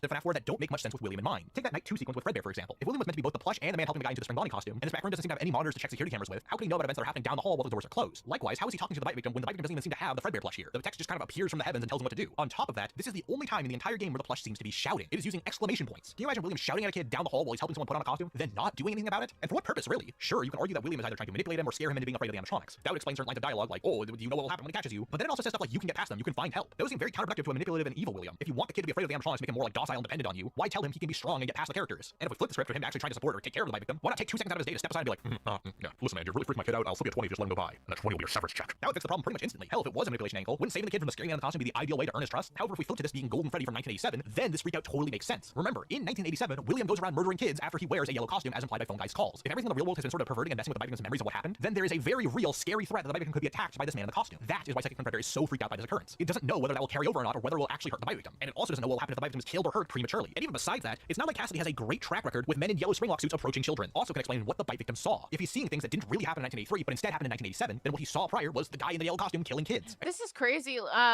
Mama Kato, or Kata Kato, and I have, like, chatted about this being a possibility, too. So it's cool seeing it in this theory. And you might say that contradicts what's seen in shadows as easily We misunderstood. were thinking about making a video about it, but it just never manifested. In the mind of a child, but I'd argue that we already covered that line of dialogue with the whole him being trapped in the back room thing, trying to explain to us that his fears manifest in the real world. That is something that is in the dark, seen in shadows, and manifest in the form of a child's imagination, just like how the Toy Chica clue was trying to tie us to the Toy Chica animatronic. So under this theory, we can in fact have him see an actual murder happen without it happening in 1983, and we can have a possessed/manipulated Golden Freddy plush in 1983 without it actually being in 1983. Now with that said, I don't know if this is like directly Golden Freddy, like unabridged or not, since everything else in this world seems to be like a distorted counterpart to the real event. I almost wonder if this is like a halfway point where it's like this is Golden Freddy trying to help, but it's still being filtered to the bite victim's mind or something. But regardless, I think the gist stands that it's meant to be related to the real Golden Freddy, or at least acting on its behalf or something like that. Which brings us to the end of the game. What happens after the bite of 87? The place is shut down and the animatronics are eventually scrapped. Then everything is taken out and moved to a new location. At the end of FNAF 4, we get the replay of the bite victim dying in the hospital, with Michael / the older brother saying goodbye. But now consider Psychic Friend Fredbear's dialogue. You're broken. This dialogue is said before the kid even flatlines. If this was the actual dialogue from 1983 and it was meant to be William as the plush, or really any other character displaying the story, there's no possible way they could analyze him as broken in a spiritual ghost sense before the kid even dies. William at best had Charlie under his belt. You can't argue he had the missing kids killed because the springlock suits are still present in Fredbear's family diner during this game's events, so we don't have the missing kids. DJ, I'm not sure. I don't kept up with people. I chatted with her briefly recently, but then I wasn't able to. Oh yeah, she's editing for Ritos. Yeah, she's got a gig now. She doesn't need to make videos. She can make whenever she wants. But I mean, I imagine she's well. I hope she's well. I love another girly in the FNAF community. On the table, and Charlie isn't broken in the way that could be compared like this. And that's assuming she's died by this point in time, which is still kind of go back. sense before the kid even dies. William at best had Charlie under his belt. You can't argue he had the missing kids killed because the springlock suits are still present in Fredbear's family diner during this game's events, so we don't have the missing kids on the table, and Charlie isn't broken in the way that could be compared like this. And that's assuming she's died by this point in time, which is still kind of debatable. Likewise, Charlie should be the only spirit she knows, and she doesn't apply to the scenario, so how would she know that? However, as a spirit observing the effects of the bite victim's presence in 1983 as a weird creature who has these weird properties, of course Psychic Friend Fredbear would know what that means and already know he's dead. And that brings us to our next line. We are still your friends. Do you still believe that? Why would William want to say that to a kid on his deathbed? Maybe there's some innocent, wholesome reasons where he wants to think the kids were really his friends to the very end or whatever the hell, or some other theory reasons you can come up with. But if you are a spirit who understands this kid's fears and trauma directly correlate to things in the real world, of course, after the bite of 87 where he went berserk and out of control, causing a near fatal incident to happen, you would want to try and calm him down and remember the kids are his friends, especially when they are your friends too. And of course, I'm still here. As each of the plushies fade out. After Fazbear Entertainment introduced all this crap into the kid's mind by polluting and building over his original location, they have now ripped it all out, basically lobotomizing him for a second time. There are no kids on the playground anymore because the location is shut down. All the things that reference Foxy, Bonnie, Chica, and Freddy are gone because those were taken and moved to the new location. The toy animatronics are scrapped. There's nothing left. It's all been removed and ripped out of him. That's why I'm still here is said. Golden Freddy is trying to explain to a kid who can't really understand what's going on that even if it looks like everything is leaving him, they still exist somewhere. They're still there for him, even if they can't help him right now. And of course, that I'm still here line also refers to Golden Freddy itself. It is the climactic part of his life that ultimately killed him. As long as that's intact, he still exists, even if the rest of him is scattered and fractured. But it does raise an interesting question. If removing everything from Freddy's 2 is what caused him to be broken, what happens if we have at least enough of it back in one place again? Would that, in theory, put him back together? Well, we're going to get our chance to do that in 30 years. In the FNAF timeline, not in real life, Fazbear's Fright is the largest collection of nonsensical nostalgia bait material in decades. I mean, pretty much everything is here, kinda. We have all of the old classic characters in the form of the dismantled props and cosplay stuff around the building. We have Spring Bonnie poster material, and of course Springtrap/Spring Bonnie itself. We have the RWQ figurine and the Shadow Freddy on the left side of the room, which fill out the shadows on the wall. We have all the toy animatronics dismantled in a box over in the corner. All we would need now is Fredbear itself. But remember what Psychic Friend Fredbear said at the end of FNAF 4. I will put you back together. So while we don't see actual physical Golden Freddy itself there, we do know it's there from Happiest Day. We have everything we need to reconstruct the bite victim again. It's a janky force fit, but that's kind of part of the story. The same memories that powered the bite victim's experience in 1987 now look like these delusional weird fever dreams. This is 30 years of generation loss and decay combined with the fact that we don't have any of the actual original pieces from 1983 anymore. But it's just enough to get him going one more time. And this time we can use him for good. This is actually what I think Psychic Friend Fredbear / Golden Freddy was trying to do during the events of FNAF 4. If his fears can manifest in the real world, surely enough his other emotions and feelings can cause other similar events. For example, if he imagined all the right characters being at peace and content, maybe it could free the souls of the missing kids and Charlie, which begins this mad dash to try and fix and save everyone. Through subliminal nightmarish hellscapes, forgotten names and faces from decades long past are brought back together to have one final happiest day. A birthday party that won't end in a bite this time. One that can undo that tragedy from so long ago. Okay, so to recap the victim storyline some. He dies in 1983, Fredbear's Family Diner shuts down. Stuff goes down at Freddy Fazbear's Pizza, including the murders of the kids and all that, and yada yada, the place closes down because of that too. Then they either buy out or reuse the old property that is Fredbear's Family Diner and expand it and build it over for the new Freddy's 2. William, the guy who killed the missing kids in the first place, now comes back to continue his work. The bite victim spirit, still sort of trapped there, sees this and becomes traumatized. Meanwhile, his spirit and influence continues to spread and gather over all the old and new equipment alike, causing his own memories and sense of reality to be intertwined with this new stuff. Golden Freddy tries to use psychic friend Fredbear to communicate and work with the bite victim to save him and to save the other missing kids. However, he's still too traumatized and upset to actually make it work. He relives the bite, causing the bite of 87 to happen in the real world when the toy animatronics pick someone up during a birthday party and drag them over to presumably Fredbear or something that gets them bit and nearly killed. Note that the bite of 87 victim does not actually die according to FNAF 1. This causes the toy animatronics to be blamed and the animatronics to be prohibited from moving around during the day. The old animatronics are pushed back to the old building and repaired and made to stars once again on a smaller budget. Time passes, William dismantles the animatronics, more time passes after he's springlocked, Fazbear's fight happens, the bite victim is put back together because all the stuff is reunited. Happiest day, we're done. Sort of. So first things first, who is the— Okay, I so appreciate Sire going through and recapping everything that we just said, like, just to keep the timeline straight. That was so helpful. That was so helpful. I'm just saying that.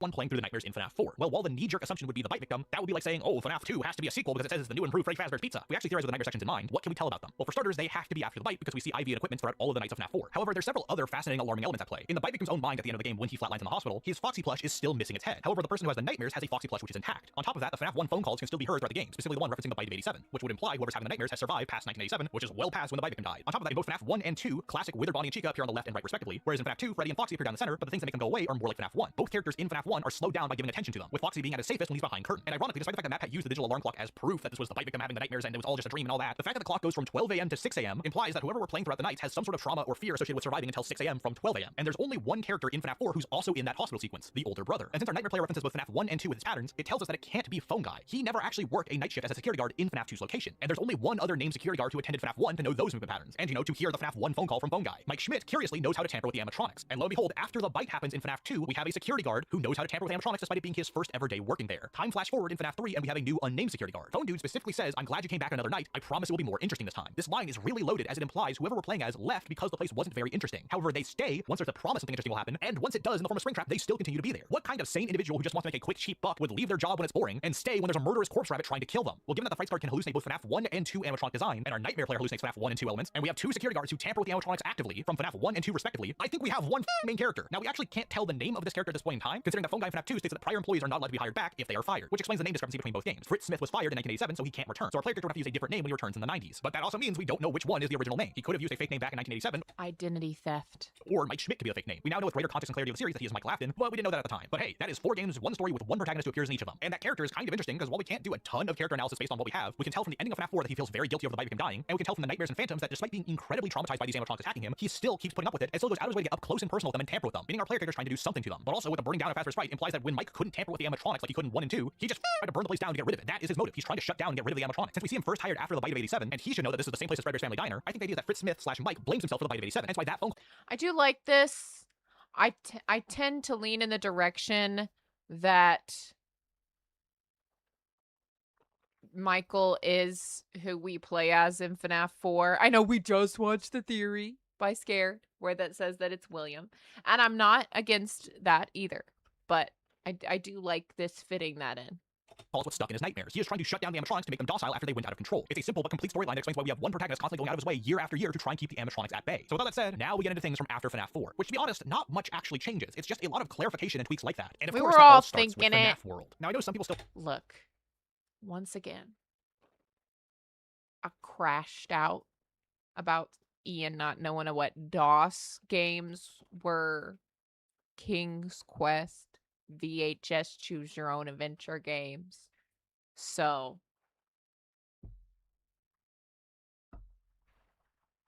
okay. Some of us are old. Some of us have lived. have some kind of hangups about the canonicity of FNAF World, and to be honest, I don't really care about canonicity in this situation. Scott said in the docu interview after Ultimate Custom Night that it was tied into the game's canon, and the opening and ending of the clock ending both talk in character, with someone talking to the bite victim very clearly. Since that information is presented as if it's in-universe and is designed to help us understand the story, I have no qualms with using it to understand the lore. Sure, you can argue about the core gameplay or whatever the hell, but the clock ending itself does matter. With that said,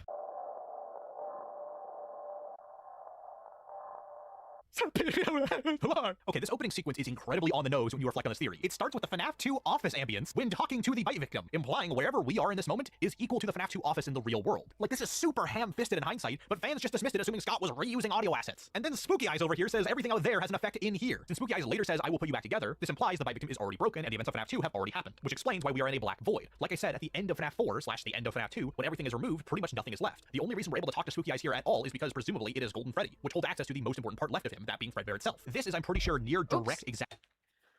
That purple person. The whole thing wasn't floppy.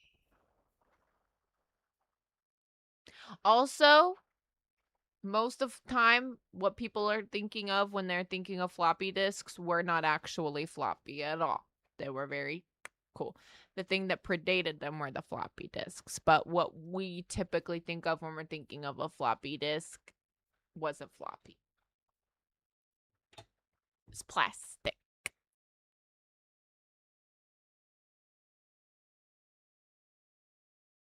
Fair enough, Purple. I don't know how old people are. I don't know what they know. At Cassidy compared to what was going on with FNAF 4's plush. And what I think this overall storyline of FNAF 4 was getting at was that FNAF 4's story was still truly and fundamentally supernatural, and trying to put into other words how the bite victim storyline works. He exists in one world. Everything out there, implying some difference, has an effect in here. This is I do like this. I love this. I love anybody who's talking about that. Yeah.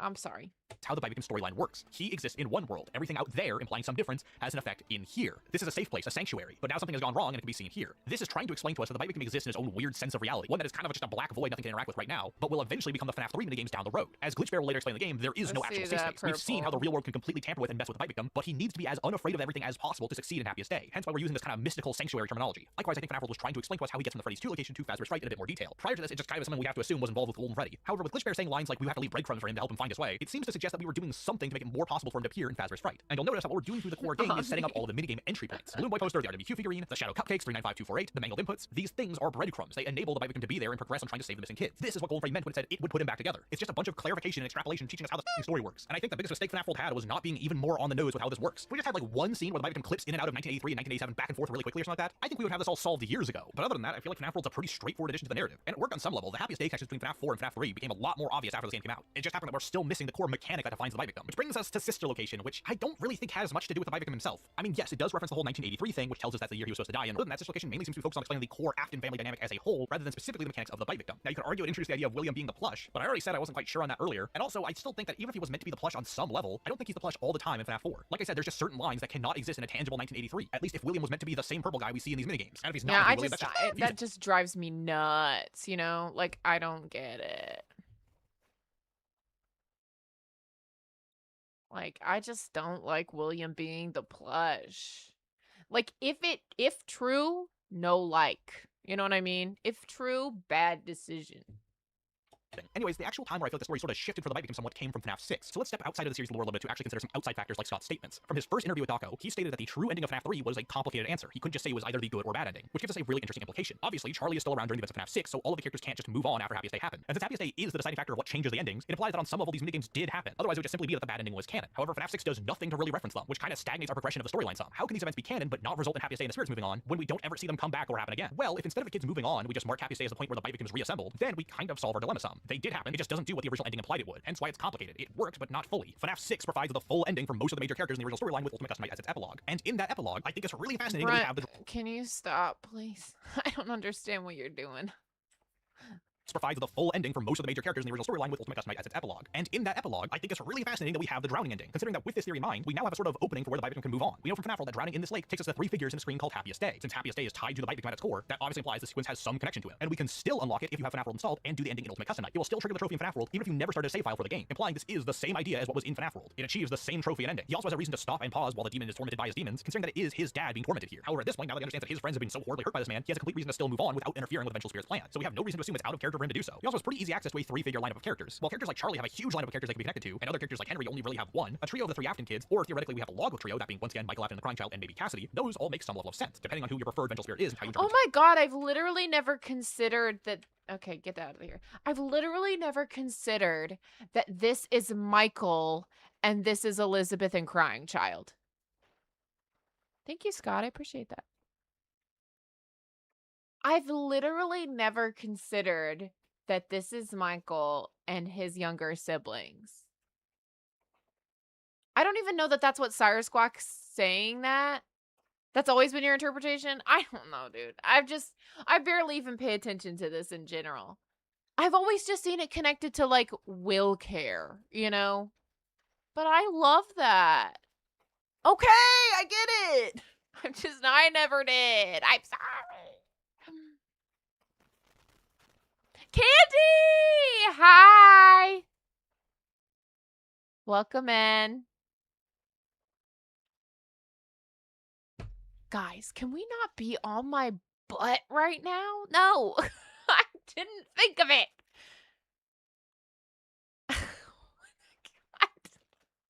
Okay, and I've just seen it connected to will care so much that that's like my brain, and so I just ignore it because of that. Sorry. It makes sense. I get it. I get it. It just didn't occur to me at the time. I'm sorry.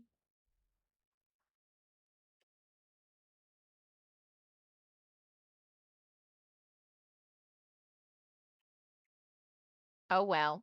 That's really cute. And I really love that, and that's what it is to me now.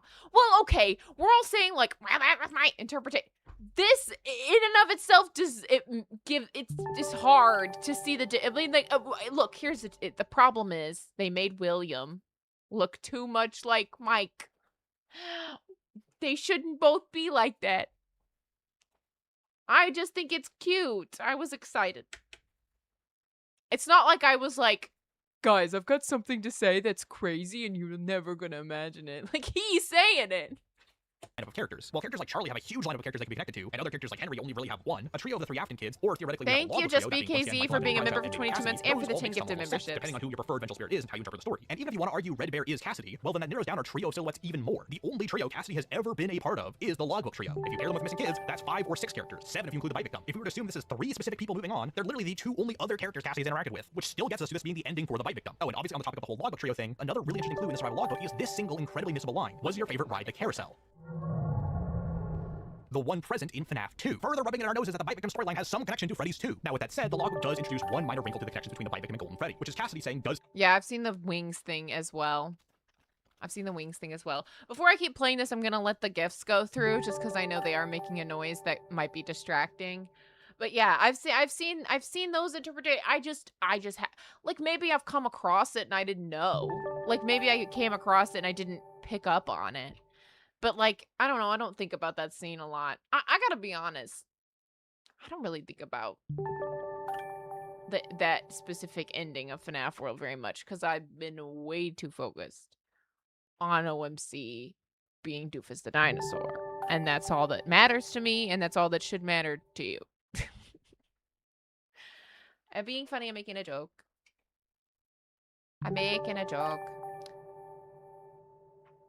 Did we get anybody I recognize? Carnish, you got one. Scott got one.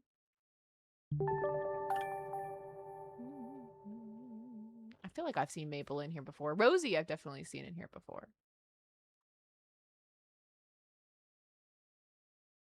I don't know. I think that might be everybody I've seen before. Oh, DJ, they're watching TV together. That's so cute. Ugh. Well, that's sweet.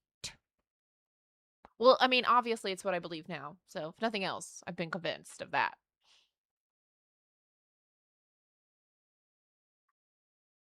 Still talk to you above Psychic Friend Fredbear. And while I know a lot of people are going to want to say, hey, this confirms it's William Afton as the plush, that is the he we're talking about here, I'm not 100% sure in context. If Scott really does want to use later material to confirm or deny older theories and ideas, then it's kind of strange that this page uses Psychic Friend Fredbear as a visual for a plush or stuffed animal or imaginary friend that you take everywhere with you, rather than being something like an advertisement for the Fredbear brand nanny cam that you use to spy on watching your kids with a full 2-way walkie-talkie. I guess the logbook could be lying and it's supposed to be like William paying for a cover-up of what the plush is, but usually when that happens, either Cassidy or Michael writes some snarky comment on the fact that it's lying. Anyways, what I think this is actually getting at is that Psychic Friend Fredbear really was an imaginary friend back in 1983 specifically, before Cassidy ends up hijacking the character to try and talk with the bite victim in 1986. 1987, which I think is a distinction drawn so we understand that the plush wasn't always just Cassidy. This, I think, would explain some of the meaner or more pessimistic lines, ones that almost sound more like the Bite Victim's own internal thoughts than what Cassidy was actually trying to tell him to do. Stuff like he hates you, he knows you hated here, all that. Those, I think, are self-projection, things the Bite Victim is imagining someone is telling him because that's how he feels in the moment. And that could also explain why Cassidy is so concerned with this entity's presence or lack thereof. If that voice in his head is finally gone, that means they're in the clear. Hence why I think we have the FNAF world and this logbook-style dialogue, which seems to be Cassidy pretty. I find it so interesting that Sire has such an empathetic view of Cassidy, because I've always seen Cassidy as being very, I mean, obviously vengeful, and thus would be kind of mean to Crying Child, even if there was like a goal in mind or whatever. Like he would still, or she, like sorry, Cassidy would still have like kind of an edge to them when they're speaking, even if to someone that they're cool with, you know? I thought Cassidy was mad though. Well, that's what I'm saying. Because my thought process back in the day, when Amamakato and I were talking about this stuff, we were thinking like Charlie is attempting to do Happiest Day to give to give Crying Child, I mean, same diff, but a new memory, like a better memory or a happier memory, right? And then my thought process was that if Crying Child was kind of the linchpin that gave Cassidy as much power as they have, that they would be using FNAF 4, like those mini games anyway, to keep Crying Child stuck in the loop of their own like worst day, right? So one is keeping them stuck in the memory that does produce the agony that Cassidy uses to create Ultimate Custom Night, and Charlie is trying to do Happiest Day to give Crying Child a better memory and able to move on. Cassidy in the movie is kind of overly righteous and protective of Abby. True. I mean, I'm very sympathetic to Vengeful Spirit. I want to be abundantly clear. Like, I'm super sympathetic to Cassidy. But I thought, in my head, they're just a meaner character than what is being portrayed in this video. That's all. Which entirely... Cassidy is Henry's daughter? What? I mean, if you say so. I mean, I know we don't ever get Charlie's name in the games, but it would be like, I've thought of that before, like, is Cassidy the in-game Charlie? But like, that's complicated in a different way. I don't know. It would just be confusing in a way.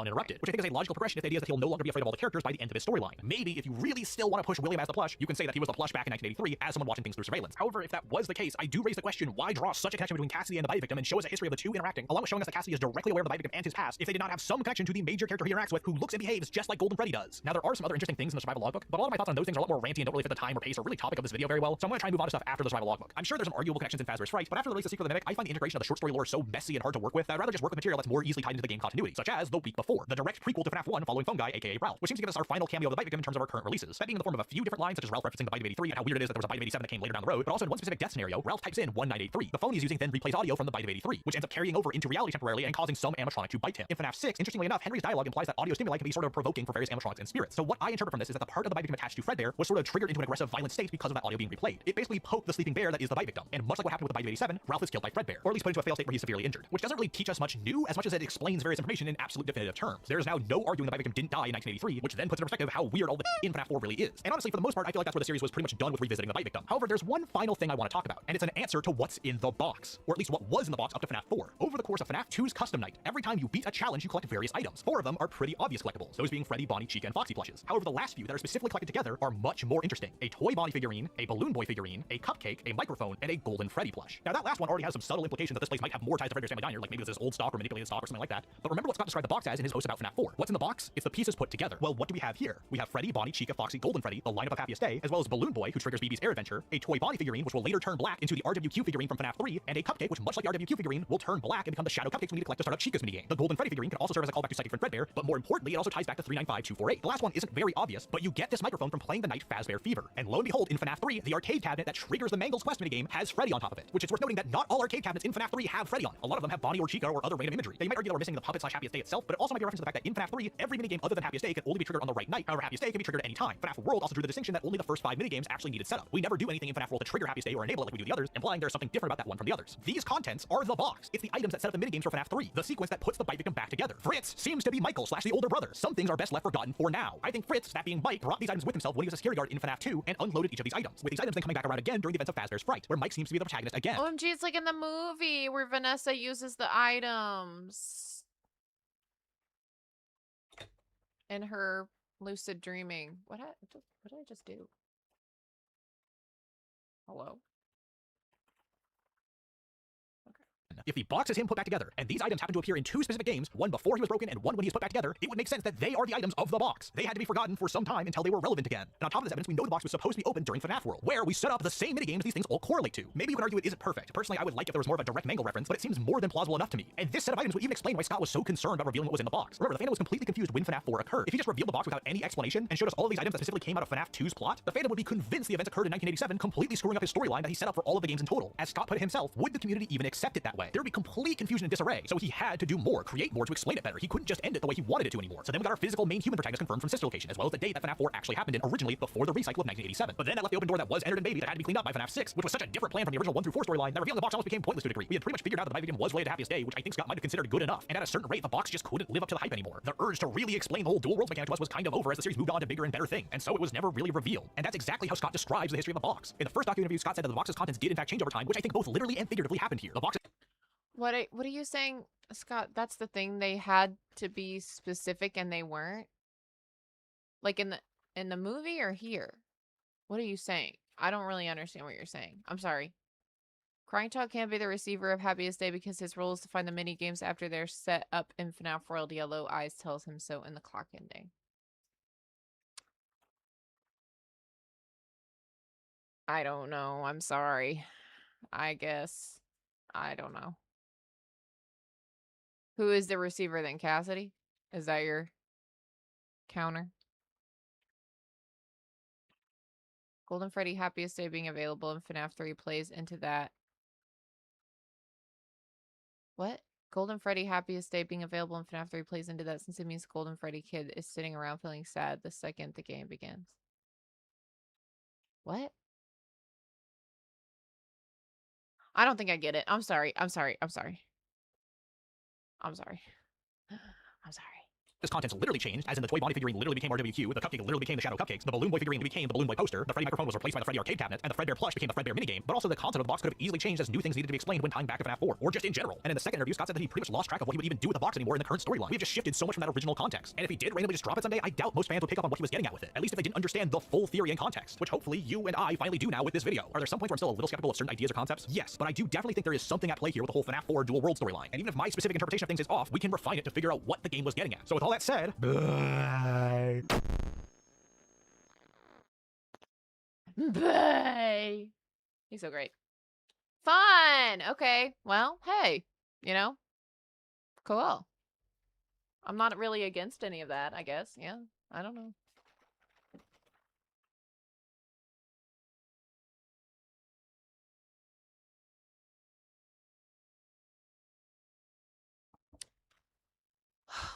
Guys, I'm tired. Well, you know what's for crazy is that I'm not like physically up here tired. But my body is in pain. Deep, intense pain. And I've got to do something about that. So I can't watch any more theories. We got through, I think, a fair bit of them. We only had 1, 2, 3, 4, technically 5 or 6 if you count the ones where the people did not follow my instructions and did not tell me the name of the theorist and the name of the theory so that I could find it very easily. I disagree with everything except what we were talking about. Thanks, guys. I appreciate you guys. Seriously, like, there's such a serious part of me that's like, I start to sound a little whiny, babyish, and y'all in the comments just, or in the chat, are always just like, it's okay. And I'm just like, I'm fine. I promise. I'm like, you've got to stay on, friend.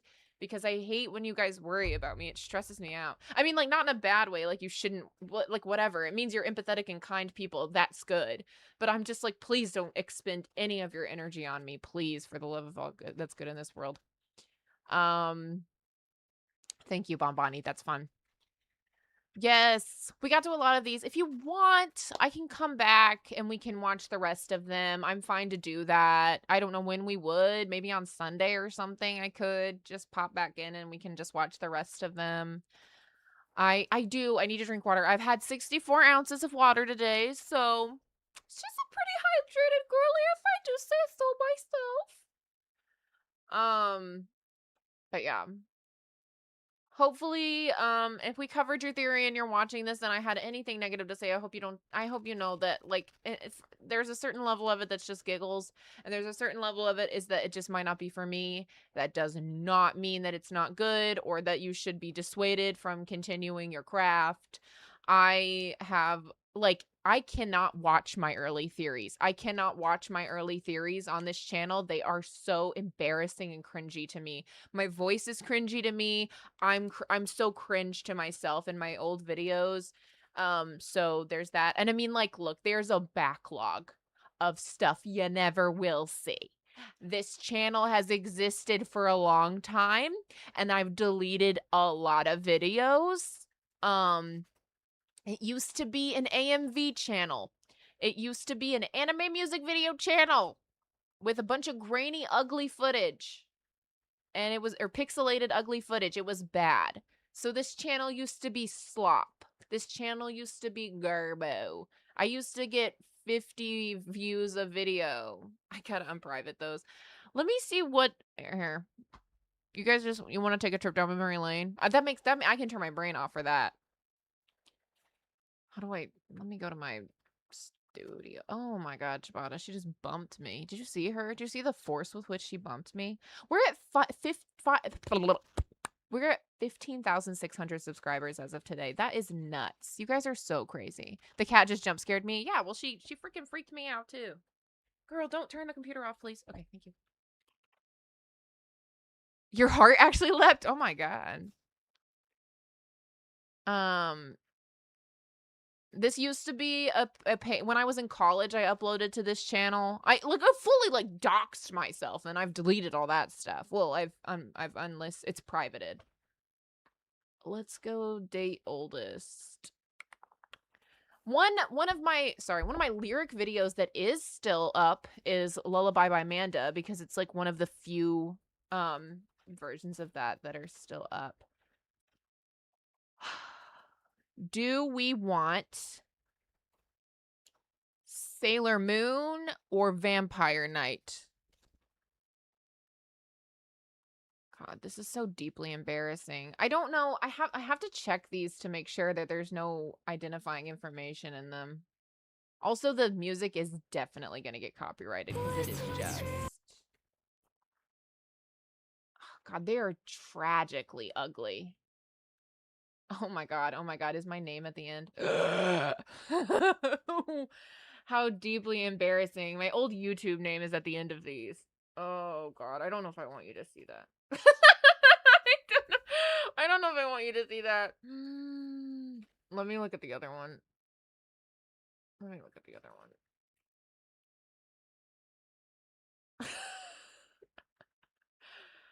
Oh, Jesus Lord Almighty. An Inuyasha one.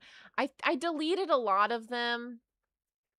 I have Sailor Moon, and I have one of them is Scott Pilgrim, which is not an AMV, obviously. There's two that are there's Scott Pilgrim, there's School Rumble, if you've ever heard of that. Vampire Night. Oh my gosh, that anime is funky. I watched that thing, and when I got to the end of it, I was like. And then I have one that's I'm in Heaven When You Kiss Me, and it's just a bunch of animes just all conglomerated. Let me look at the Sailor Moon one and see if it's cringe. I mean, it's definitely cringe.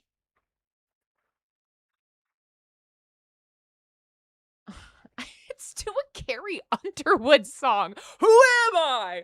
No, the real thing was that I didn't know how to pirate music. I didn't know how to do that. So I learned eventually, but I didn't know how to do that. And I think I was probably too scared of doing it and getting in trouble, but but by my parents.